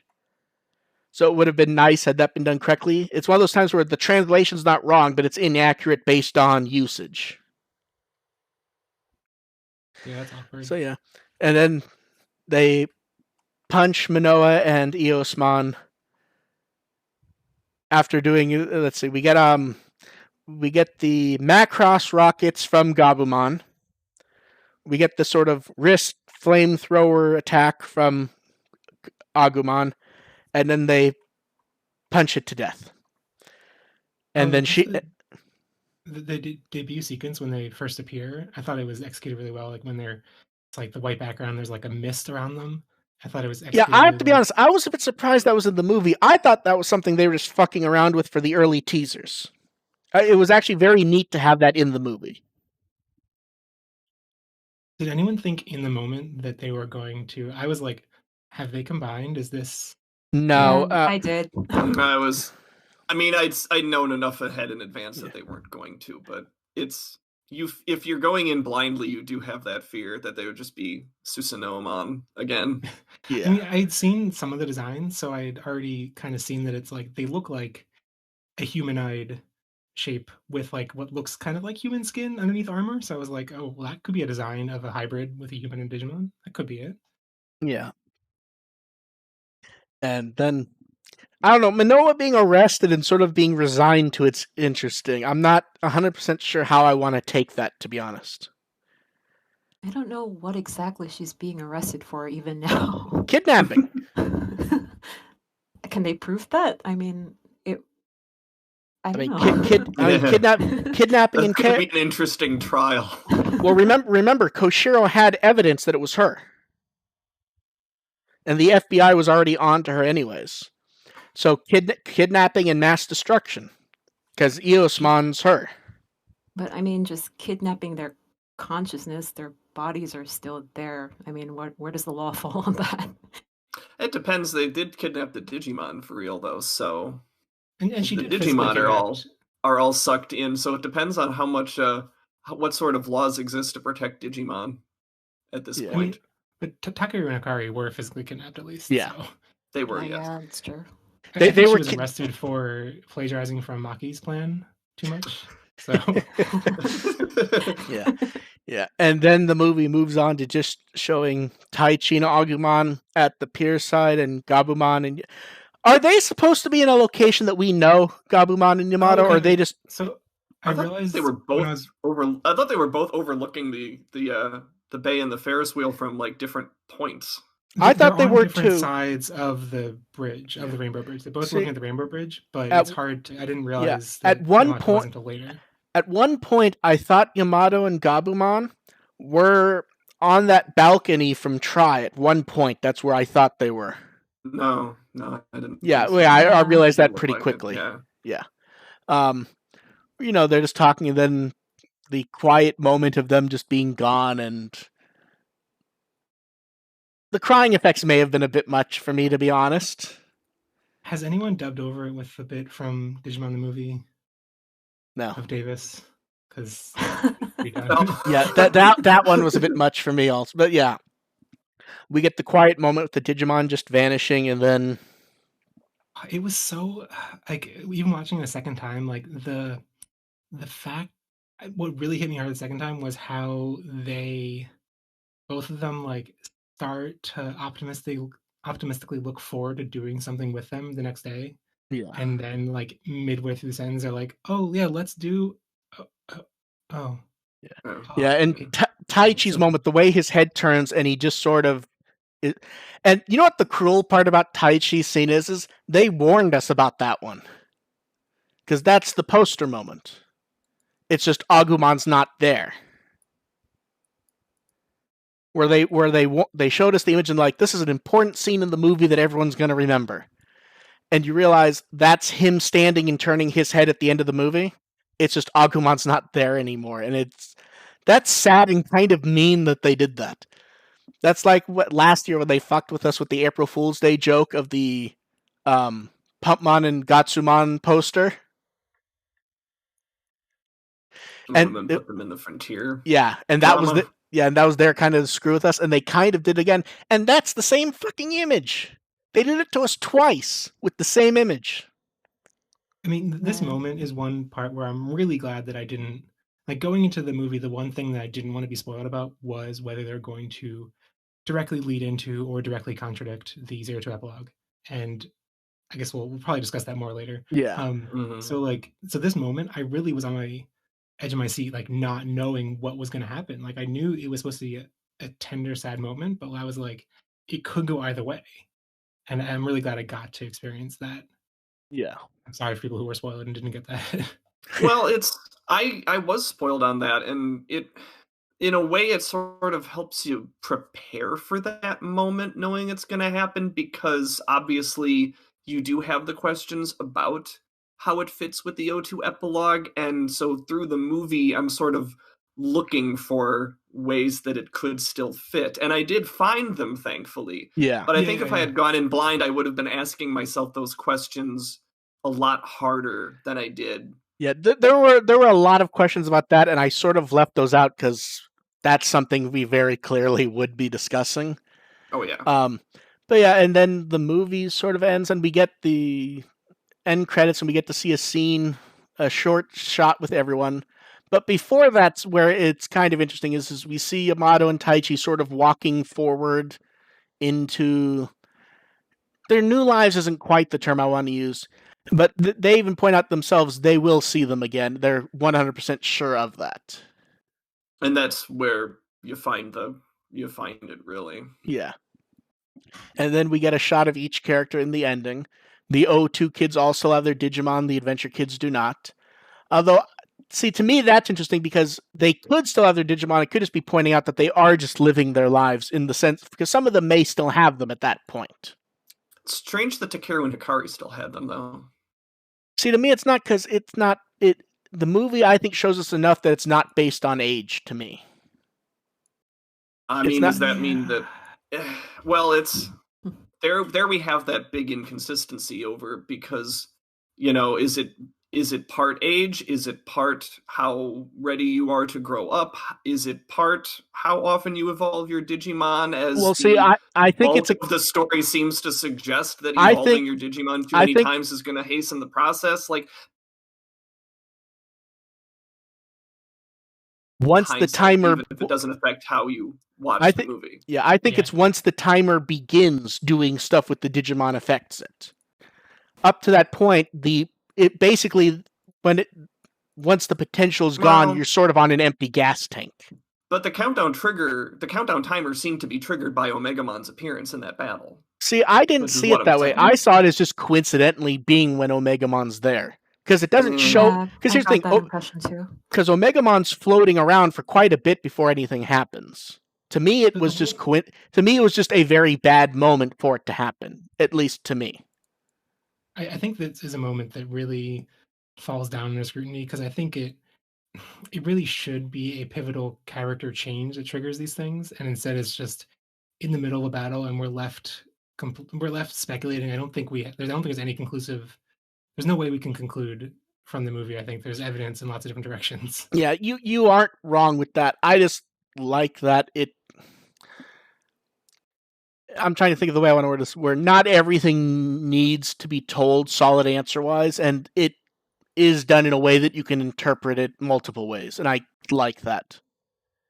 I think in terms of like the viewing experience, all of these like frustrations that fall apart later, I think they totally worked in the experience, and that's what I care about the most. And it's only Right. like as like a hardcore fan nitpicking later that it kind of disappoints me. Yeah, But, Yeah, I agree with that. yeah. Like a couple of weeks ago on the podcast, someone asked about if I had A pluses and if I'd ever give them away. I can say that even if I did have A pluses in my grade, this would not be an A plus. This is an A, and that's where it ends Yeah. up. Yeah. And that's kind of the end of the movie, but it's interesting because it does sort of continue the theme for better or for worse. I do think Digimon is kind of rut's not the wrong word, but it sort of does do the separation thing a bit too much for my liking. And it works here. It does work here, and it makes sense, but it does that tale a little too much because Adventure ends with it. O2 begins with the inverse. Tamers ends with it. Frontier ends with it. Savers ends with it. Cross Wars ends with it, and then Hunters does that. Atmon doesn't do it, but does do it for a pivotal character in a way that makes sense. Mm-hmm. And I said in my blog that this is basically the same ending in a way as Tamers and Atmon, sort of. Well, in the sense, just the idea of taking the partner away and having the main characters go, "I will get you back." Yeah, but that's sort of how Adventure ended, anyways. I think it was Other interesting. than Hikari, no, they didn't really say, "I will get you back." Well, they were saying goodbye under a time constraint. Yeah. But I think it it was cool reading that interview with the director explaining that like because it's such an iconic repetitive element in the series, that the one thing they wanted to do to make it like distinctive was the like them just disappearing mid-sentence. yeah, where Yeah. they just It and worked that well. that did work well. I guess the question here is do we believe the movie was made in a vacuum of this is going to be the last movie? Or do you think that was 100% just cynical talk? Or do you think it was a case of they made a movie to be the end, but with the mesh of that they could easily do more if they wanted to. That one. The I last think it's one. that one. This had, along with, for two reasons. One is because this really does, is sort of for the audience as well to, like, it's okay to say goodbye. Like, at some point Yeah. you do have to move on and go forward. And I think if they plan to do more with this adventure world, I think that sort of undermines that argument a little bit. Like, this is sort of saying, So- no, we can be done with adventure, or this world of adventure now. It's okay. We can move on with our lives a little bit. The other reason I kind of want this to be the last one is because this is so loving towards everything in the adventure franchise that came before it. Like, Yeah. it's very fond of original adventure. It's very fond of 02. It's very fond of Try. It has a lot of throwbacks to the movies. Yeah. It's just a celebration of the whole franchise in general. And I think if you were to go beyond that, I'm not sure it's going to have that love in there. I tend to agree. I think there may also be an intention of that you can do more, but theoretically the idea is if you were to do a sequel to this, it would be something different and the characters would be different, and the idea of this being the last adventure of them is meant to be what they were and not what they will become. I think that if you're going to do more, then it's, I mean, it feels like anything beyond that would be sort of an obligatory sequel to answer the question of how they get them back, or they're going to do the fast forward to 2027 and show the kids. You're right, but I think having that ending to any degree does suggest at least some degree of thought of maybe there will be more, because at the end of the day, when you do a separation plot while also admitting that that's not how it ends, and that's not how it ends, it is kind of a wink that there may at least be a thought in there of how you would do more. At least to a degree. I think strategically, at the point where you're trying to leave things open enough for the epilogue to exist, then that's also leaving a door for potential things down the road. And I think it's like, this movie definitely felt to me like this is a big stamp on this timeline, but like that doesn't mean forever. That could mean, I think it means like for now. We've been in this mode of like perpetual adventure nostalgia since the 15th anniversary, or a little before that maybe. And so like I feel like this is the end of that era. And if we're like excited, if we feel like it's been a long time, 5 years from now, I think they totally could do another movie in this vein. Mm-hmm. Yeah. And I asked the question last week, like, based on what we're seeing of the reboot, will there be nostalgia for the reboot as strong as we have nostalgia for this adventure? Because of all the issues I've pointed out before that I think most of us have with the new adventure series. Like, it may be an entertaining watch, but it may not have as much of a lasting impact as this adventure does. Well, it may also be superfluous because we may very well be in the era of it turning into something like a Kyotaro where it's not ongoing, and we may have the show end and then 6 years later Digimon Adventure starts again. I'm not saying for sure. It may have hit the point where they've decided other stuff is only going to work so often, and they're just going to redo Adventure every X years. Yeah. Well, 6 years from now, that's when they do the stuff with the kids. Yeah. But that's what I mean, though. Is it may be at the point where Digimon is just Adventure. Even if you look at other stuff happening like Survive, that's pretty much just Adventure. It does seem to be steering that way, and I do lament that a lot. And well, the fans are the one who steered it that way. Yeah, that's you're not wrong. It doesn't mean I can't be sad about it. No, absolutely. I was just more pointing out, like, how many times have they tried to do other stuff and Savers fell on its face, Cross Wars fell on its face, Atmon fell on its face. At some point, they're not going to keep trying when fans aren't going to bite past a certain point. I mean, I think you and me, I don't remember how Onke and Jeff felt about it, but I liked Atmon. It wasn't great, but I actually rather liked it. I loved the characters. Yeah, I like Atmon too. I wish they did a continuation. Yeah, I think Atmon's I think I don't remember if this was AR or okay. I mentioned this too the other day. Atmon has fallen into the ultimate trap of a brand. It's not a failure enough that they would just go, okay, Atmon, never again, and then they're shoving it all into Digimon, and then it's just there in the mother brand. But neither was it successful enough that they just would continue on. So it's sort of into that zone where every once in a while it comes up in the brand, and that's about it for now.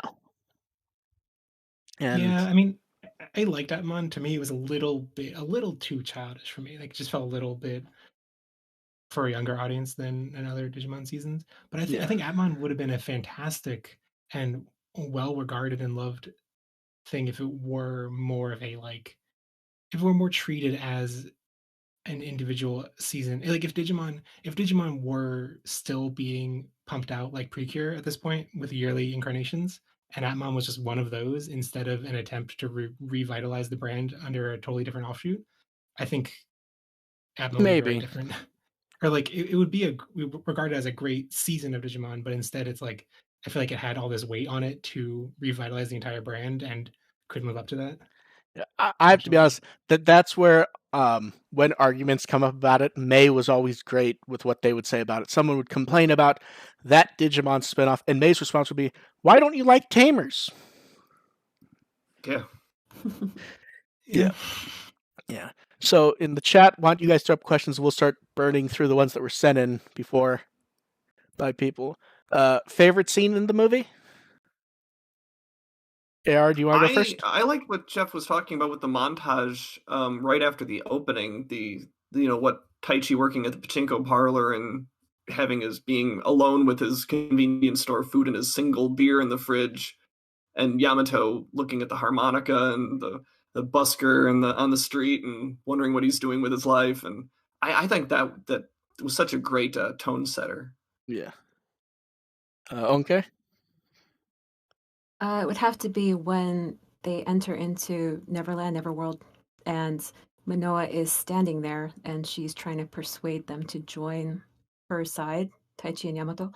And they take a step back because they're so overwhelmed by her pressure. You can see that like part of them wants to go to her. And then Agumon and Gabumon turn around and just like shut them down, like say, we gotta focus, do our job. I thought that was great. That was the first moment I was like, oh my God. Yeah. Okay, Jeff? I think mine. I mean, the ending, the goodbye scene is too obvious. So if it's not that, I think it'd be the like little montage of seeing the kids frozen in Neverland, seeing them in their little crystal islands. Yeah. Does that Yeah, that was. reactivate a lot of nostalgia? Yeah, I'm trying to think what mine is. There's so many. The problem is there's so many small good moments that I think of, and I go, but that's not really like a favorite moment. That's just something I liked, and I kind of keep I don't know why I keep wafting back to that stupid bridge, to be honest, because it's just something you don't see in Digimon, and like it means I don't know. I'm gonna say the ending. It's a cheat, but I don't want to go with the bridge scene because there's nothing happening with the bridge. It's just a weird animation moment that doesn't. It's ending. I'm going with the lazy answer. I was tempted to say that entire fight sequence because it was such a fun way to start the movie. Yeah, with Also, Braveheart and everything. Yeah, it was really well paced and drawn. Yeah. Did anyone else think when Angemon first appears, it's like you see the shadow silhouette on the ground, and I was like, oh, it's Magna Angemon because there are like lots of wings, and then it was like, oh, it's only Angemon. I don't know if that was intentional because I feel like the shadow had more wings than the Angemon's supposed to have. But if it did, I didn't notice, to be honest. I sort of just saw the shadow, and then the camera turns, and I see him. If it did have more, I didn't notice, but it might have. I mean, some live fact checking I'm seeing now that Angemon always canonically has 6 wings, so I'm just wrong. So Okay. Then someone wanted to know. I don't get why some people keep saying Try was trying to have O2 not count, and the same for Kizuna with Try. The not get the wording. Okay. I think I got a different perception of the wording of that. Okay, well you go first. Answer the way you think. Answer the way you think it's supposed to be. people have a bad habit of not paying attention or wanting to view it through the lens of how they've decided what's being said to them. Because, like, so you're asking about them, asking about why they think that both Try and Kizuna are trying to dismiss what happened in 02 and Try, respectively. That's what I thought was being asked. Okay. Okay. What do you think's being asked? Oh, I was thinking about comparing the two, how Try treats 02 versus how Kizuna treats Try. Yeah, that's how I read it. See, I took the word count as meaning, like, not happening. Because that's something that has been brought up with both recently. I mean, it has, and I think it's a fair question to ask either way. Like, clearly, like, Try does try to have 02 count, and Kizuna tries to have Try count. I think saying otherwise is just sort of, like you said, not watching the movie. Yeah. It's thematically the same thing I said with Try is 02 is relevant to a degree to Try, but by and large, it's not the story. And certain things make sense to have, and otherwise they try to not deal with it because it doesn't benefit that story. Here, minus showing Mako and Meikumon in Neverland, there's some thematic things that come through, but as for actual visuals, there's not much that would make sense to show. I mean, what do you show that Taichi has 2 pairs of goggles? There's nothing to show that makes sense for the movie, so you just don't show it. It comes up in sequels and stuff like that all the time. There's some things they're not relevant. Mm-hmm. Yeah, and I think as far as both as continuity, characterization, and messaging, I thought Kizuna worked Try in just fine. I thought, I had no issues with it. Yeah. Yeah, if we're talking, like, do they acknowledge, like, are they definitely in continuity? I think definitely Try considers 02 continuity, and Kizuna treats Try as in continuity. Mm-hmm. But if we interpret count as, like, does it meaningfully impact the current story? I totally am of the mind that Try treats 02 like it doesn't count, and Kizuna... See, I actually really disagree with that because there's 02 stuff throughout Try. There's certain thematic things that, like Hikari and Takeru specifically, they act more like grown versions of what we see in 02 than necessarily what they were in Adventure, at least to me. Takeru, yes. Hikari, not so much for me. I think it's a little inconsistent. I think some of the characters in Try are absolutely inspired by who they are in 02, and I think other characters in Try are not as much reflective of the growth they had in 02. I think it's kind of a mixed bag there. Yeah. I think as far as Try incorporating 02, I think they were just hampered by time and the story they wanted to tell, that they just didn't get a chance to incorporate as much 02 as maybe they wanted to, and maybe they should have. Yeah. Well, to me, it's like the way that 02 impacts Try is the way that it feels kind of like 02 was, like, quote unquote unacknowledged or didn't count, is just that, like, 02 radically shifted both in terms of, like, characters that were important to the plot and in terms of the, like, plot mechanics. Like, it shifted the world a lot over the course of the season. And Try, but a lot of the things that were foregrounded in 02 become backgrounded in Try. Whereas going from Try to Kizuna, Try kind of wraps up in its own plot all of the things. Like, there are things that are backgrounded in Kizuna, like Mako, but Try wraps up Mako's story and sends her off to a different prefecture in the story of Try. So it didn't feel like Kizuna was writing her off or anything. It was just like, oh yeah, her story's done, and it should be. See, I was more thinking of how 02 changes certain world elements that are 100% part of what's happening in Try. And that sort of continues on to Kizuna, where in 02, we do see that there are more kids who have it, and we see the beginnings of some sort of community with that. And Try adds that by pointing out that they are in touch with each other and they're talking. And Kizuna builds on that even more, at least to me. It does, but Try also takes a couple of the things from 02, as Jeff was saying, and changes some of them back, like the gates being closed is probably the biggest one. Yeah, like the fact that in 0, like the gate, I guess because the gate's being closed, but like Try definitely acknowledges that there are worldwide how do they misspell Digidestin, don't they? Like, Yes. like Digidestiny or something.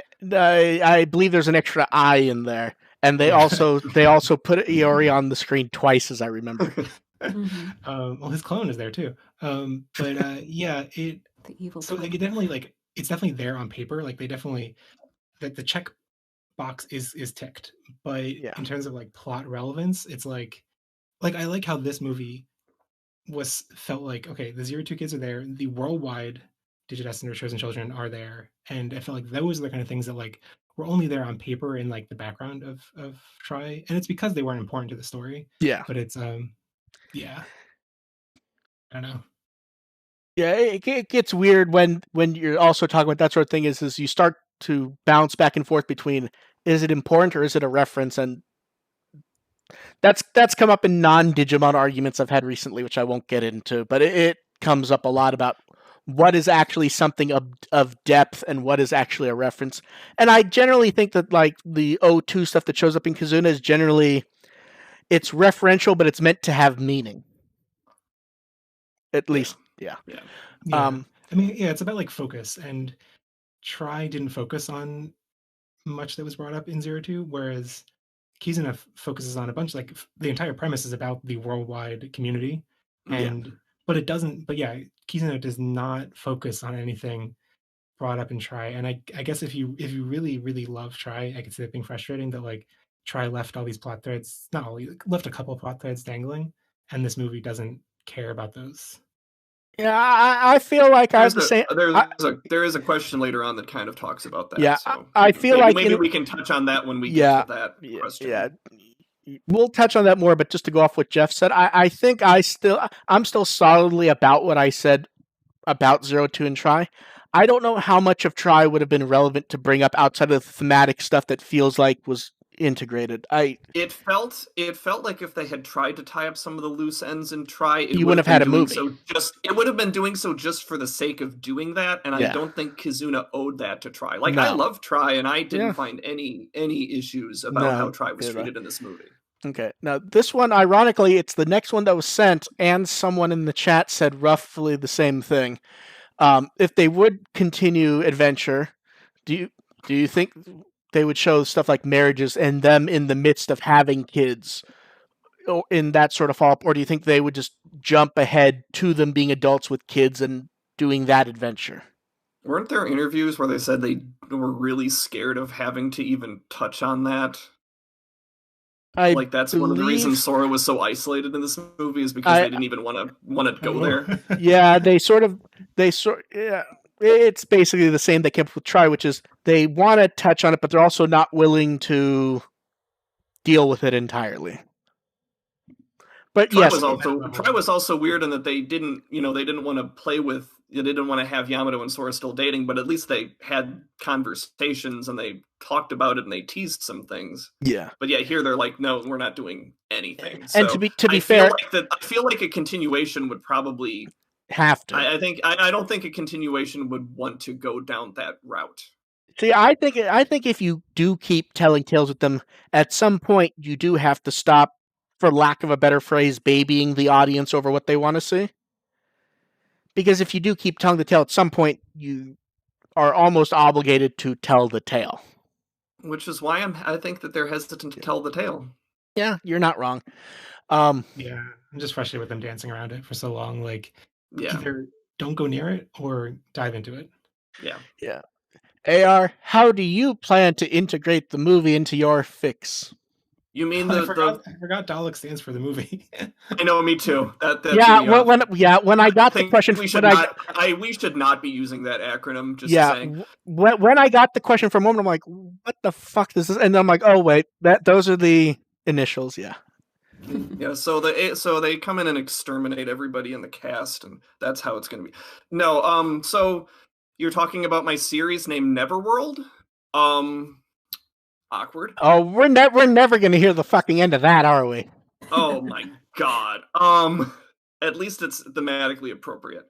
So, what I'm going to do is there's a little bit of a nod towards the end because, well, I guess I can't give too much away about the ending of my series. Yeah, don't spoil your shit. It's just, Yeah, I'm not going to spoil my stuff. How about this? Other than nods, do you intend to have movie shit in your story? Okay. Well, the thing is, the latest anyone shows up from the Adventureverse in my world is 2008, and Manoa losing Morphomon presumably before 02 does make it hard to get her in. Okay. And given how much my story, my story deals so heavily on Maki and Mako and how they're grieving the loss of their Digimon differently. Introducing Manoa at any point really would mess up with that and would have had to be part of the equation a lot. Okay, I'm gonna pitch you on an idea, knowing nothing about what you're writing. Are you ready? Oh, good God!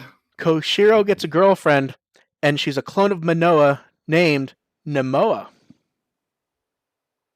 I'm already dealing with a Koshiro romance subplot. Yeah, so. that's why I went with I don't read your stories, because I figured you might already have. Okay. Yeah, there's a long ship tease in this story between Koshiro Izumi and Izumi Orimoto, which I just find hilarious. I love Aquaman, Jason Momoa. Oh God. Okay, and the next one has to do with the audio drama. We can talk about the audio drama here. Someone wants to know, do we think the 02 audio drama was mocking the show? Everyone felt kind of dumb and it was kind of a comedy. I don't think are dumb. No, What I do you think it want? was perfect. Yeah, like yeah. Those kids are dumb. Yeah, I That don't was remember. perfect. Yeah. Yeah, I don't remember who drew it, but in my mind, the way the characters work when they're not fighting shit is that one piece of fan art where it's Miyako and Daisuke fighting over a cookie or something. I don't remember what it is. Yeah. Where like that is effectively how they like. Yeah, they're both just feral going after this cookie. Because this is what the thing is, the audio drama, this is what you signed up for with the 02 kids. This is why we love the 02 kids. This is who they are as people. Like it's just them. Yeah. If you think that they're being treated as dumb, you're correct, because they are.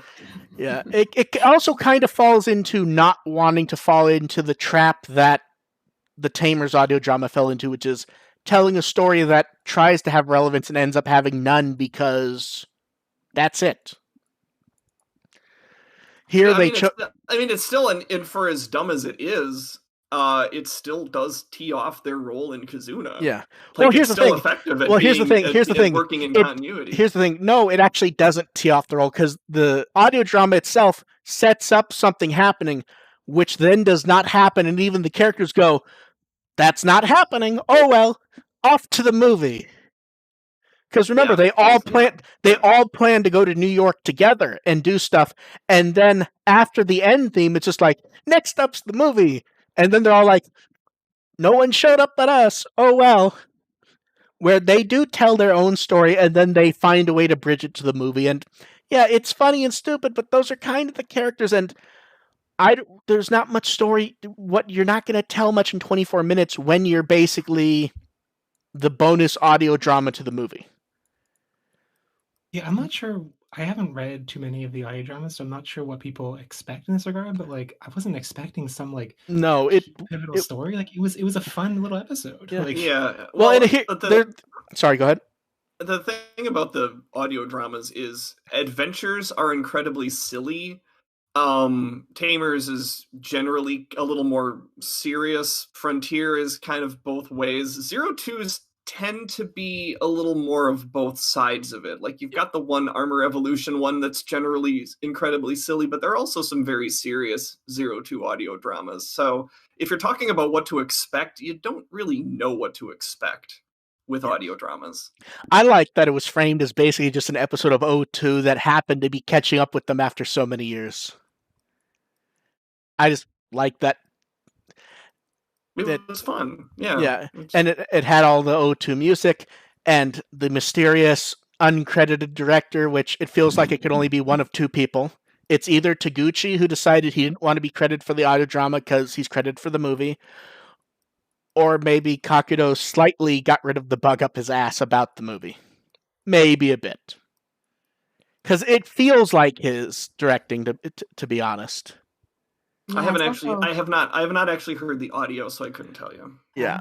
But Yeah, usually in the credits, it's really rare for them to leave out yeah. that director. Yeah, that would be strange. Yeah, so it's either Kakudo agreed to come back but wanted to be uncredited after his I'm not going to be involved, or it's Taguchi and he chose to just be uncredited for whatever reason. The audio feels like Kakudo to me, though, to be honest. The only reason why it may not be is I feel like if he was director, he probably would have been running the audio board, and he's not credited for that. But audio drama was nice, and it's fun. It's Scooby-Doo. I am perfectly happy with it, to be honest. I like the little background detail, which would kind of got in the movie a little bit too, that like the fact, like the reason they hide them to go into the karaoke room isn't because Digimon need to be hidden in this world. It's because, yeah, they want to save the money because they would cost more money to get into the karaoke room. Yeah, that was fun. Like everything about the karaoke antics was great. Yeah. Although it does kind of break continuity with the movie a little bit in one way. They very much are acting like they haven't seen Miyako in a while in the movie. Yeah. When in theory they would have seen her the day before or the same day even. You don't know how long they were in New York. I feel like that was meant to be a day trip, at least to me. But you are correct; it could have been longer. This one popped up from a lot of people, and it's been mentioned in the chat even. What do we all think about Sora making the choices she did? Do we think that was selfish? Do we think that was okay? What do we think of... Because it's also weird because to have a full picture of what's going on with Sora, the full picture is different if you see to Sora or not. And what you may notice in the movie or not also. I mean, the choices she made are in character. Yeah. They're definitely in character, and I definitely don't think they're selfish. I think that was a really weird way to word the question. Like, Taichin Yamato... I mean, honestly, Taichin Yamato shouldn't have expected to live off of being a chosen forever. And, with that, you can't expect others to be held to that eventually they're going to move on with their lives. Like, Sora was just done with that part of her life. And it happens with anything that you love. Eventually, you're just going to be like, okay, I need to go in a different direction. And there's more than enough chosen out there to pick up the slack. So, no, it definitely wasn't selfish. Like, I have issues with how it was portrayed in the movie. Like, it was really vague, and she felt so detached from the movie, and you do kind of need to watch the short to understand it. I think I still don't completely, and I still have questions about exactly what transpired there. But no, as far as the decision she made and whether it was selfish or not, no, it's fine. Yeah. Short film aside, I think it works well enough in the movie showing that she just can't. The only issue is they really shouldn't have done the flash of the Digivice. They should have, even if not telling you whose it is, that should have hung a bit longer. If that's what if that was supposed to be Sora's, they really needed to. That was 100% supposed to be hers. But when I first saw that, I thought it was Manoa's actually. Yeah, that's one of those things where if they had shown it to us more clearly, even not telling us it was hers, then I think it would have more easily shown why she's not helping. I think making it a flash was the disservice. I think adding. Sorry, go ahead. Even then, having that countdown timer show up on her Digivice, like she should have. You'd think she would have at least notified somebody and said, "Hey, this is happening. Does anyone know what's going on here?" Well, that's the thing is I think it's happening so quickly. I think they're off doing stuff at that point, and Sora's personality is not worrying other people. She's worrying herself. Well, because here's the thing. That's a pretty big thing that's But here's the thing. Though, we don't actually know when that appeared. We saw the day before it wasn't there. By the time she's aware of it, everything may be in the midst of happening. That doesn't excuse it. I'm just pointing out that we actually don't know the timeline there, minus that when she made her decisions the day before, the timer wasn't there. Yeah, well, I'm saying we should know the timeline better.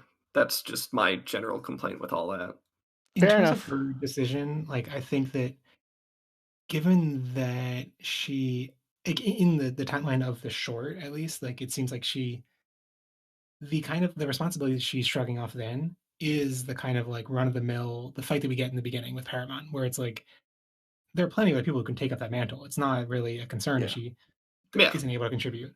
So it's frustrating that she basically is never like, we don't see like a moment like Joe and Try where she's told of the stuff that's happening and she explicitly says she doesn't want to help out or whatever. So I think her decision to like, if she actually had that decision of like, do I stay with Piyomon now while I have this limited time, or do I do something else? Like I can see how she would choose to stay with her, but we don't see what information she had or even how she would interpret the countdown. We don't know that she knows her time is limited. Yeah. She seemed to give off the sense that she knew it was coming. Because here's the thing, we know she, at least the day before, she was still getting information from them. It's just she's tapped out, basically. But the movie does not necessarily clarify elements more, and it does become a problem when you're going, well, you have to go watch the short film to understand. Yeah, I have this headcanon that Genai actually came to her and told her about it the same way that he told Taichi, but there's really no way for us to be able to confirm that anyway. So did it involve licking? No. Please no. Maybe she licked him this time. You never know. I'm pretty sure that's worse. Okay. I don't know what's worse. Okay, the next one was a bit longer. In the movie, just to shorten the next one basically seems to be confused about if it's age related, and it's not. It was a bit more credit. Basically points out, well, why are Taichi, Yamato, and Sora first? What about Koshiro, Mimi, and Joe? Joe's the oldest. Shouldn't he have gone first? I think the movie makes it clear enough that regardless of anything we're going to debate on it, it is not age alone.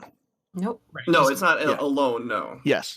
But I think it does speak to the inconsistency of what they're presenting, and so that it's very possible to get a lot of misguided conceptions of what is going on here. Yeah. So, and then the next confusing aspect is that Taichi and Yamato for most of the movie are unsure about what they're going to do with their future. And well, I think that's the idea. Is I think they aren't. I think it's more they don't necessarily want to take that step forward. Like Taichi, I got the impression that Taichi didn't know what he was doing. No, see, I got it more because here's the thing: if he was just writing a paper, he could have written something. I think it's that he's thinking about it and not sure if how he wants to move on when he kind of knows that he is, because he wants to be the hero with the goggles. Even if you frame it as like, does Taichi want to take the next step forward or not? There's no consistent line of like, because we have characters who have a clear path forward and they're actively taking the step forward. We have characters who did not lose a Digimon. We have characters who did that and did lose a Digimon. Like Manoa is someone who had like a clear vision of the future and like was so blazing down that path that ended up making her lose her Digimon. And then we have Joe, who has a clear path forward and went down that path and didn't see, to me by the end of the movie. To me, that's actually consistent with Joe, where he does know what he wants to do, but he has so much self-doubt on his ability to do it that it's always in his head that maybe that's not what he's going to end up as. Because even at the beginning, I believe even I don't remember if it's in 2 or if it's at the beginning of here, where we see him still being nervous with blood, and that's a basic thing where he's drawing someone's blood and he's like freaking out. Well, it's also, I mean, going beyond Joe, it also underscores the question of the theme of, adulthood being limited in your growth. Like, you see, Mimi is certainly moving forward with her life, but she is also capable of changing directions constantly. Yeah. I don't see the potential in Mimi ever diminishing, even as she is moving forward in life. Like, it does raise raises questions about the whole concept of once you reach a certain point and commit to being an adult, that your potential is limited. See, I think you can view potential as different in that way, though, is that at some point Mimi will hit the point where she is always going to be Mimi and she could turn on a dime on what she's doing, but she's gaining focus in who she is in that sense. At least to me. Yeah, but she also seems like the kind of person that's like, whatever I'm going to do this with Palmon. I mean, I think this Oof. kind of thing could be explained away with like a quick like infographic in the movie that was just like showing like all the diverging timelines that a person has in life, and just like, oh, it exponentially increases the younger you are. So like, I should point out while I agree with that, historically, anytime you go to an infographic like that in media, you lose a lot of people. I'm thinking like of like you could have like a pretty evocative like tree imagery of like when you're a kid you have like a million branches. When you are 10 you have 100,000. When you are 15 you have like 1,000. Like you could see the But I scale also pretty think easily. that's why you can't though. There always is a branch out there. You can't show it mechanically because to a degree there always will be a different branch to go to. And then that confuses the matters a bit because you've clarified it so much. The idea of the implication is when your time runs out, you're out of branches in a way, Right. I feel like that's what which the is movie not true. No, but that's what I mean. That seems to be the message the movie is trying to convey. But I think that's why you can't show it, because inherently there always will be another branch. But I'm thinking you could explain like you are an adult now, you still have some branches, but that's not enough to support Digimon. You need this giant tree that a little child has. It's something Maybe. they could explain, but they didn't, so we're just left confused. Yeah. Then next up, someone wants to know, people said that people didn't like Joe and Try for refusing the battle, and they didn't seem that bothered with Sora. That was the first part of the question. I think that a lot of people have been very upset about that, as far as I've seen. I think that was more with Sora's role in the movie than Sora not participating in the battle. Yeah. And then they want to know, and then they sort of go, since he overcame that in his other and Try, shouldn't he have lost Gomamon first? I think we already answered that part, to be honest. Unless anyone has more to say about it.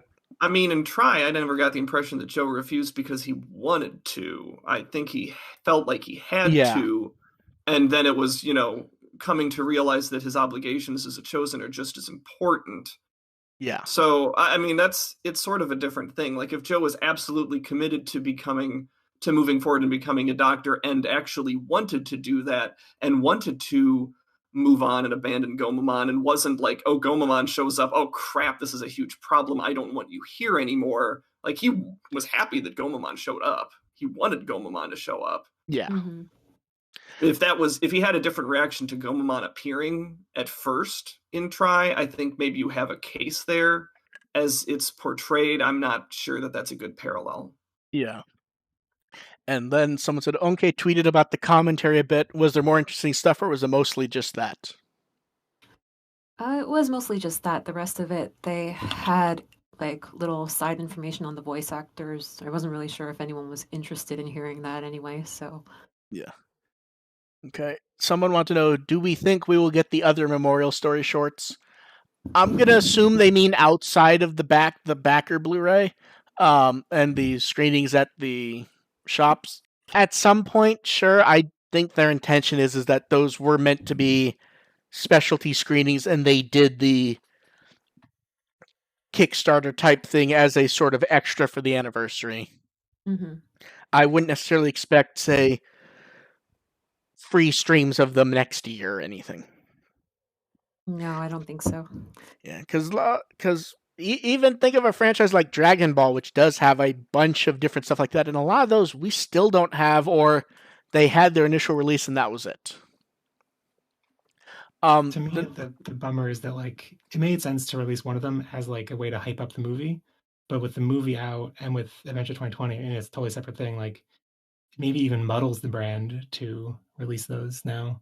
Yeah, you're not wrong, because it is at the point where you actually have multiple arms. And someone said they weren't the biggest fan of Try. Kizuna felt like an oddly natural evolution from the character storytelling. Would we want a purposeful interquel in Try 2 at this point, maybe with a better budget, and would we want any of the staff from Try to return for it? I don't know. I wouldn't mind having some more information to fill in some of the gaps, but I don't really feel like a whole series is needed or warranted. I think it just sort of, it's like, let's just move on from it. I think if you were going to do it, I think... Sorry, go ahead. Oh, I'm like most of the unanswered questions for Try, like I've kind of worked through in my head, and most of them aren't that difficult. So like I'm fine with where it Yeah. is. Yeah, I think if you did, you could just do one movie where they fight not Jedi and be done with it. If you were, I don't think you need a series of OVAs again for it. Yeah, but Although that to be just honest, feels yeah. so Although to be honest, unnecessary. I would like to see Motonaga get to come back with a budget because he's known for stretching budgets and coming in under time, and I'd like to see him do Digimon with a bit of more of a budget because that guy does so much stuff, and it's shocking just how much he bounces around stuff. I mean, it just goes. This all just kind of goes back to Try should have been longer. Like that's what it comes down to. Because right, and that's the thing. They may want to do more with him, and he may just not be. But right now, he's doing a Tenchi. So who knows? I wouldn't be shocked if he came back for something. It may not be Try, but maybe he could do that horrible Tamers pilot in video form. Well, on the note of Try and sequels to Try and stuff, like I think in the director interview they mentioned that the or maybe it was in discussion. I forget now. It's been a blur the last couple of days, but that like the success of Try was what allowed them to start working on this movie, right? Yes, like, and sure. they started working on it between when four was out and 5 was in production, and basically the success of that is what let them go. Okay, we're doing a movie.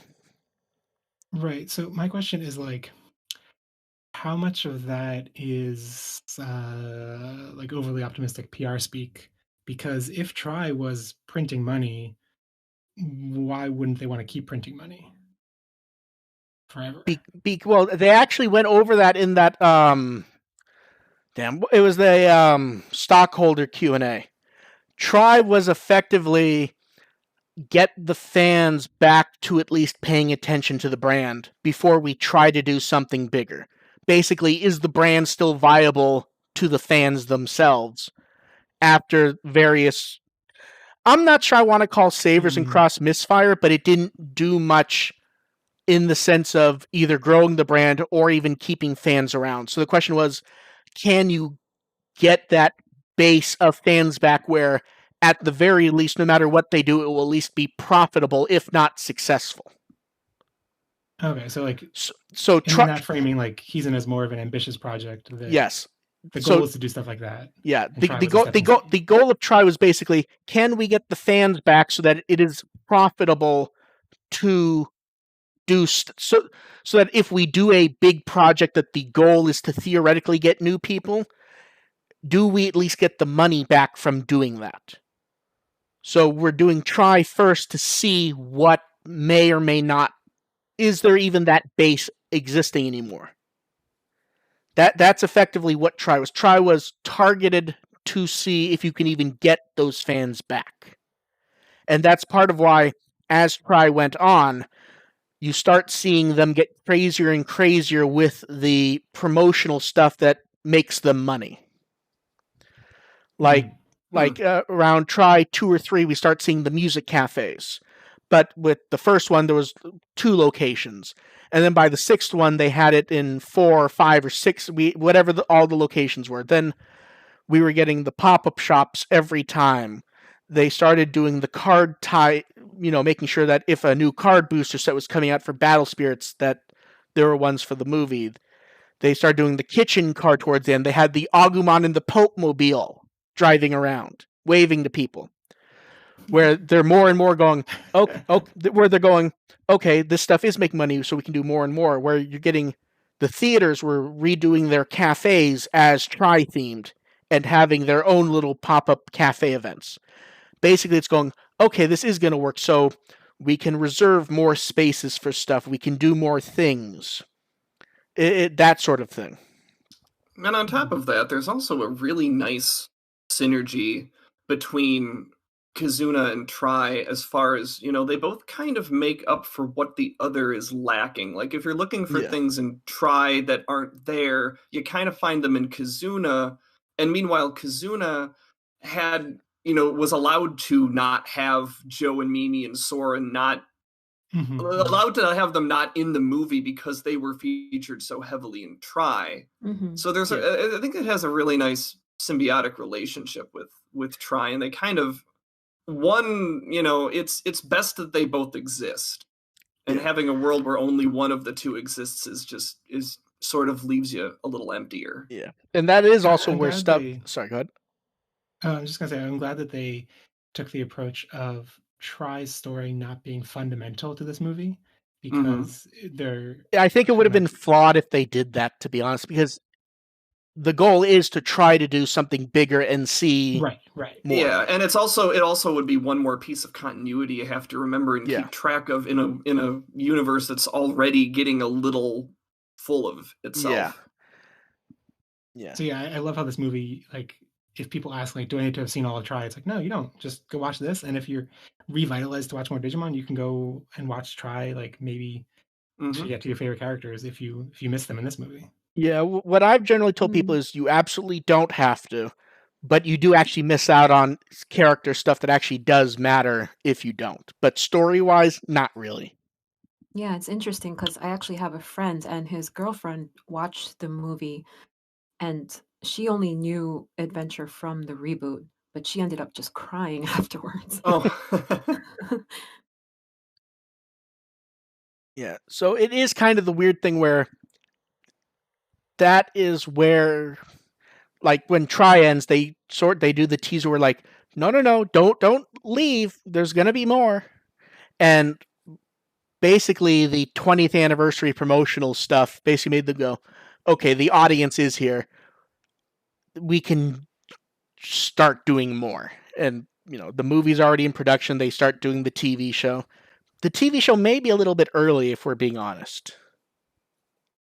Because it does come across as a bit of a joke that that at the end they're promoting it being done and they're promoting a reboot at the same time. Yeah, I mean, but it's not as big of a joke as what a lot of us expected in them announcing another follow-up movie to Kizuna, as Kizuna was while you're still crying from Kizuna. Yeah. I mean, Naruto has, like, Naruto : the last, and then there's movies after, or there's Boruto after that, right? So yeah. But and that's in continuity. Yeah. But that one is kind of framed well as basically being the last story that's meant to be of them, at least. Which is why they can get away with if they wanted to do something with the kids in 5 years. Yeah. After watching the film, why do you think Kakudo quit? I mean, it's got to be the idea of the way the bond, you lose the bond over time. That it feels like the only thing that would be major enough to cause that sort of a reaction. Yeah, I agree. Even if they intended to keep the epilogue in continuity, like, they left themselves enough space to do that later, but the overall messaging of the movie is that that's not supposed to be the norm and that eventually these bonds do break. Yeah. I think for Kakudo, his idea of the Digimon partner is that it's the mirror self of the human. So losing the partner altogether just does not fit with his idea of what that partnership is. So he was like, that was the deal breaker. Yeah. See, to me, that's actually why I would have stayed, because, yeah, you're not going to change what the plot is, but you could have focused it and added in clarity that maybe could have added to what you want it to say. But I think what he wanted to say isn't quite what the director, what the movie itself wanted to say. I think there is a very difficult bridge to have there. I agree with you, but it does show that historically he is kind of stubborn, to the point that when he argues with fans about Sora not having a birthday. I mean, yeah, although that's, like, how he went about that, I'm not the biggest fan of, but having seen the movie now, I do, but I think that's when you stay and you try to help focus it and bring clarity to it. I don't know. I think it's hard when you have a, like, thing that you are so personally invested in. You have a clear vision of what it should look like. No, you're right. You're absolutely right on that. Is I get to say this being somewhat detached. He doesn't necessarily get that. He doesn't get to have that. it's something that's been part of his life for 20 years. Mm-hmm. The thing it reminds me of, I forget what the source of this was. Maybe it was recent tweets that Onke translated. There was like, maybe it was like when he was rewatching the show for the re-airings, but talking about the how like the concept of the partnership was like kind of like a natural evolution, like the next stage of humanity, kind of. I don't and- recall, to be honest. Yeah, I don't Oh. remember. Oh, maybe I'm making some. Well, here's I'll the thing. stop talking He now said without he fact said checking he that. said a lot. He said a lot over the years. It's easy to get mixed up what he said and when. Yeah. The one thing we could be sure of that he said is they never intended it to be 13 episodes. That's one that he's answered many times at this point. Yeah. But I mean, his viewpoint on how the partner, on his perception of the partner human, I think that that's one thing that a lot of people who maybe only read the novels and found out the information through spoilers are going to have an immediate negative reaction to this, that no, this bond breaking was supposed to be the norm. Like that idea of the bonds, or, you know, the human partner relationships are supposed to be these, you know, great relationships that are supposed to last forever. Like that's one of the reasons that you can still have some sympathy for Maki and Try, because, you know, this relationship that was just sort of cut away early. And I can see how that would rub people the wrong way. I was initially a little put off by it as well, until you watch the movie and you see how they sell it. Yeah. Yeah, like on a meta level, I think I just went through years of being frustrated with Try like not changing the status quo much. Like we were talking before about like not wanting to like advance or change the relationship with Sora and stuff. And so the fact that this movie like completely reframes the epilogue in terms of like, before we thought of the epilogue as like the relationships and bonds with Digimon partners will like continue to grow continually and it's always going to get better. And instead this, you know, like this leaves room for the epilogue, but I think makes it seem more like, no, it's going to get cut off and they might come back when they have kids or something. And I really appreciate how it completely reframes and changes my view on the series. Like it changes that epilogue I watched in 2001, and like it went back and completely reframed something that's such a part of my childhood. I can see how that's frustrating to some people, but like I think it's fantastic. Yeah, it reframes the epilogue as, you know, them having their partners around and being with them is despite the nature of reality instead of as a normal process of it. Yeah. I like the idea that it's simply, trying to think of the way I want to word this. Crap. All I have is the damn phrase in my head of it's not the end, it's the journey. We know where it ends. It's a matter of if there's anything interesting in the middle, and I like that there are interesting things in the middle, even if not everyone likes them, because it's at least. Yeah, no, I do like that. There's like, we have more clarity on the epilogue now than we did in 2002 or whenever, I guess 2001. Yeah, and I appreciate that. Yeah. And the next one I left in, but I rewrote, which I'm pretty sure was meant to be an insult to me. I ran ahead and rewrote it. I had a question for Onke. You do a lot of the translating on WtW. Mark also seems to do a lot of translating, but claims he's just doing the best with tools that he has. Is he sandbagging for praise? All right, so I will explain for you, Mark. What that is that Mark sends me stuff to get my input on to hopefully translate. The thing is, he sends me stuff at times where I am like in bed already sleeping, or I'm at work, or I just can't do it on that day. So I end up just not being able to do it. So Mark goes in, he uses all of the tools he has in his possession to be able to make an understandable translation that everyone can understand. So it's not sandbagging. He's doing his best. Yeah, it's just a question of whether Onke is one of those tools. Yes, but Onke can confirm that. Like, let's say it's 3 p.m. on a Saturday, and something goes up on Twitter.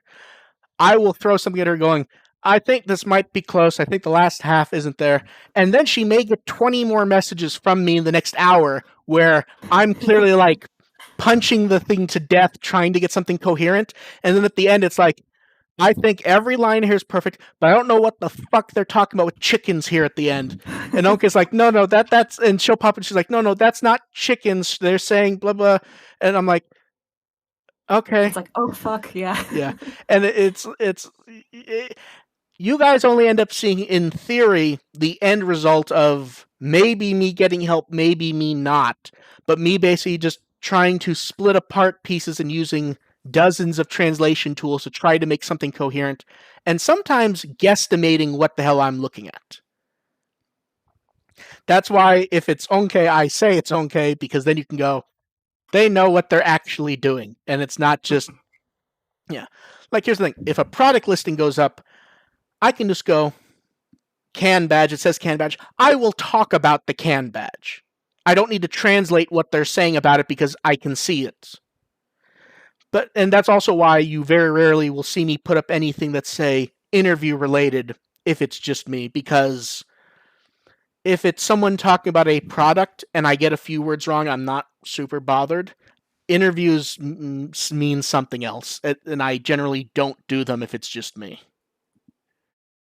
Yeah, so, yeah. We appreciate you, okay. Yeah. Oh, thank Moving you. on. And it appears I pasted the same one in like 3 times, so I will skip that one. Ignoring aspects of money and business, should this be the end for the original version of Digimon Adventure? I've said. I think I kind of explained that before, that I Yeah. think it should be. Yeah. My views generally is if they can make something good, I don't really have an issue with them doing more. I think the way the end's framed here, I think it will be frustrating for a lot of people if it is the end, though. Because I think a lot of people are having issue with the idea that the movie can end, that is not a forever goodbye. A lot of people do seem to be having issues with that, if I'm being honest.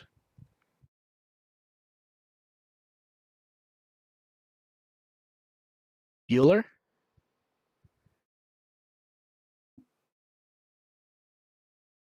Anyone still there? I need to check to see if the call disconnected.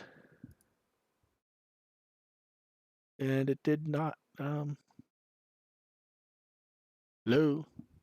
I think the call disconnected. Can you guys hear me? Hello?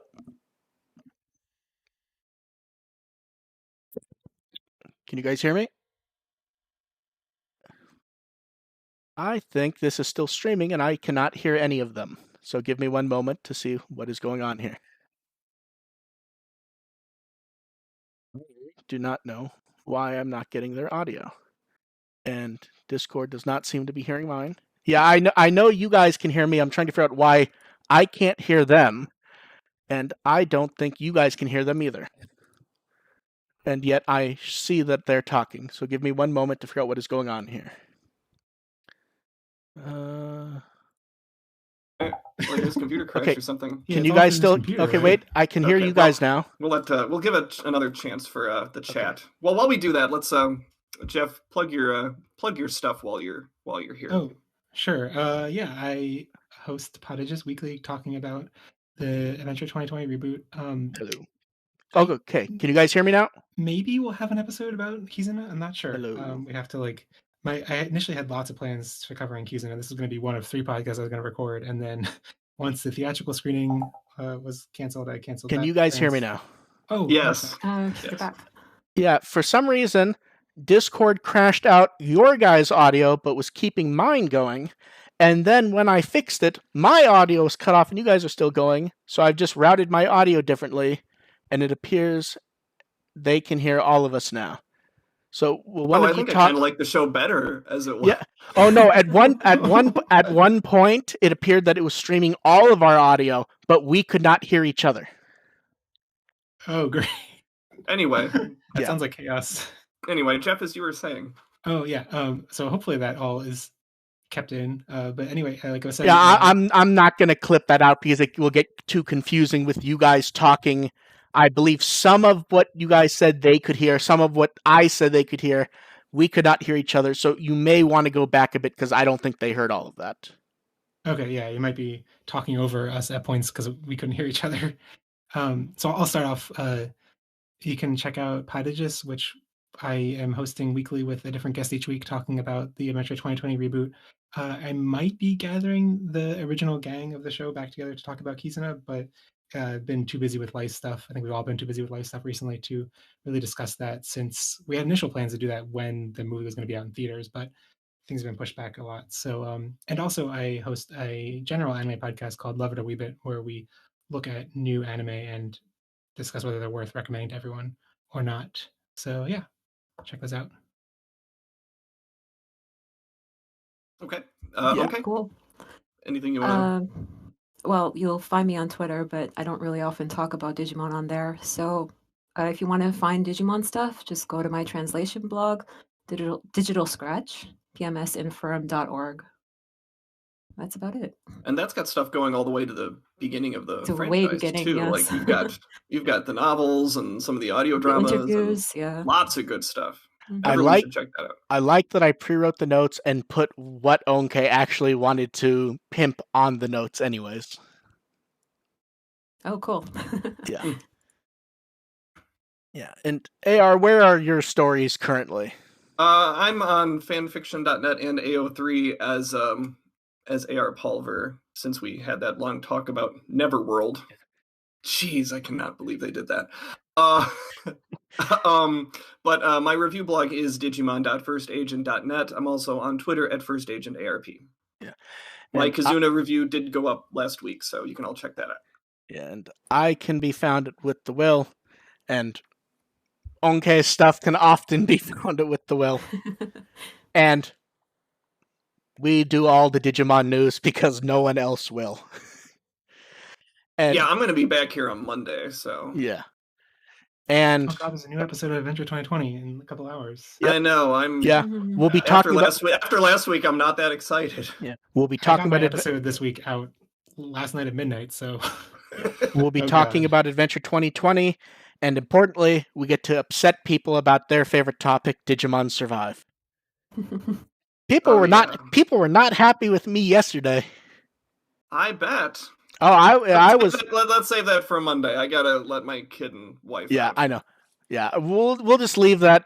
Dev was cackling to me on Discord yesterday when she saw that. Yeah, always nice to have guests when we occasionally do. Great that we finally got to talk about the movie after half a year, and that at the very least that we only had a problem at the near end. And that because I thought it was a problem with my headset, I started rejigging cables, and now I can only hear you out of one ear. Yeah. So me and AR will catch you guys next time. Hopefully Jeff and Onke will show up again in the future. We'll find something to have them back for. We will catch you guys next time. Bye. Bye. Bye.